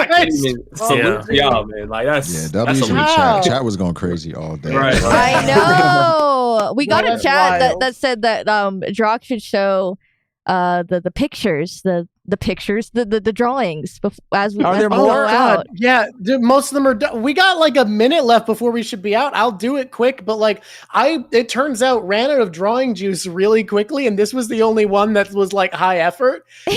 After this, I did this like little sketch of Robin. I love it. That's nice. That's amazing. Oh wait, that's the sippy. That's a different thing. Then I did these little guys. The I love Dr. it. Livesey Garp. Insane. Did I do another one? Oh yeah, I you did the this little bit. bits from Dressrosa. Yeah, I did this little bit where people God. were talking about Sabo being the Flame Emperor, and I remembered that's what Edelgard was called, and I thought that'd be funny to put them together because Love they it. both want to kill God. Love it. That's dope. He's so talented. It's crazy. I know. It is. Thank you. And then the last one is this is a weird one where I've always felt like if Luffy was ever gonna have a different devil fruit, I felt like the arms fruit is the only other one that felt like he'd like it. So sometimes my I like to do gosh. fan art of what Luffy would look like with the arms fruit. I even realized he could go Gear 5th by turning into Emmet, and that'd be really cool. But that's a different thing. I want to do a what if stream where I have some people on, by the way, and do a what if about how the series would go if Luffy had the arms fruit. If anyone's interested in that, let me know. Yes. Damn, that's This is crazy. so Amazing. Amazing. Pretty cool. No. Talented people. Win Oh my community, God. bro. Yeah. Win community. Win. We stay winning. One Piece is the best community out there. I'm sorry. People don't want to hear it. They don't want to hear it. They don't want to hear. Oh wow. No, it's just we just have it like that. I'm sorry. I'm Damn, so with the sorry. Wow. No, Damn. I'm sorry. What do you want me to say? Like, damn. Like, oh, now you like. I'm just done with the. I'm She's done. right. It's true. Who does it like we do it? Like, no one does it. Like, I'm sorry. Yeah, this community is genuinely the best Damn. community Yeah. on YouTube. The Reverie is an example of that. Like every On week we arrival, come together, under the heavens. talk about One Piece for what 12 hours it's been. Literally. Kinda No, for insane. real. There's Isn't that very few series that crazy? can pull that off, you know. For real. And this is with time management because we could go more. So Yeah. Oh my Exactly. God. Yeah. YouTube There's some pulled the people who plug said before I we woke did, up, went to everybody. work, and you're still here. Yeah. yeah. All right. The I only feel like thing there's eventually going to be 24-hour Reverie. There That'll will. Yeah, eventually that's happen. that's gonna be the thing one day. That's When going to be the YouTube- IRL one though. That's IRL. Oh, That's fuck. an Yeah. IRL. We gotta do an IRL one at We'll some have point. Oh my roll call, God. dude. Yeah. Fine, I'll buy a plane ticket. I'll be there. Yeah, one thing I've been wanting to do. One thing I I wanted to think that'd do. be fire, yo. We gotta do a charity basketball stream IRL one day. I'm down. Oh. I'm down. Hey, And let me know- I can Hey, ball. hey, It's on hey, the the record. basketball idea Hey, is let so me know. good. Let me know. If you don't, you guys could be commentators. You guys could record the stream or whatever. Like, but we're gonna get everybody involved. I just want to say, I don't look like I could ball, but I could ball. Let's go. I'm down. I can't ball for shit. If we I play look like I soccer, can football, ball, and I I'm there. cannot. Can you ball in the Egghead I do cosplay? know a lot about football, so I do. Whoa. You can play football, Yeah. soccer, Only bowling. if we're Yeah. talking about the Buffalo Bills. Unfortunately, that's the only team that I stan. So I'm gonna be drunk. Okay, I like well, that. that's I like that. Soccer, You're I'll say supposed to that. hit the time limit. Doing Get out of here with dumb football. Out of here with. There's only one type of football, She and that's called it dumb American football. That's crazy. Insane. My football is Oversized better lemon than ball. yours. Insane. You really, you got to do a Josh and Megan. I got one last ring. question for you guys. Okay. One last question for you, Josh and Megan. What is the quote that you say that always stays the same? Oh shit! I'm glad you asked. Okay. So how we end every stream, every episode is by going out on our outro. That's always the same and never changes. Which always changes. That's the joke. It's never the same. That's the joke. And so it's something that we all come up with together and collectively. And, it could be about things that we talked about in the stream, something funny, a joke someone made, and we just all go out on that thing in together, unison. In unison. Mm-hmm. So it's an inside joke of what occurred here today. Yes. What was the name of that guy who went out? What did he call himself? Congrats, Silvers. Congrats, Silvers. Bro, that's funny as fuck. I love that, dude. I love that. Brad Silvers is good. Fuck it. I'm in. I'm with it. Actually, that's funny as fuck. No, I actually like that. Silvers- That's very Silvers V1 turns to gold. spirit. I think we got it in one team. No, literally, like that's perfect. I'm immediately on board. We all were like, yes. All right, let me make sure everything's queued up. I'll count us in, or I'll lead us in, and then we'll get out of here. Love you guys so much. Thank you guys Thank again. you. It was so good meeting everyone. Adios. You Yeah. guys are amazing. Thank you. You guys are the absolute best. It was an honor to host the 13th YouTube Reverie. Thank you guys so much from the bottom of both of our hearts. Thank you for watching, for hanging out with us, for listening, and until next time, congrats. We did not know the tempo. Nobody knew the tempo. It's funnier that way. It is funnier that way. That is, yeah. I don't know if somebody's gonna say daddy in there. Okay. Yeah, we gotta have a genuine. Oh yeah, and Silver's kid's name was Rob Lucci. Yeah, we forgot about that. Yeah. I said he was gonna name him. I can't believe it. That was Missed such opportunity. a If anyone wants this pick, I'm gonna share the Blackbeard pick that I'm gonna give all my patrons in the chat.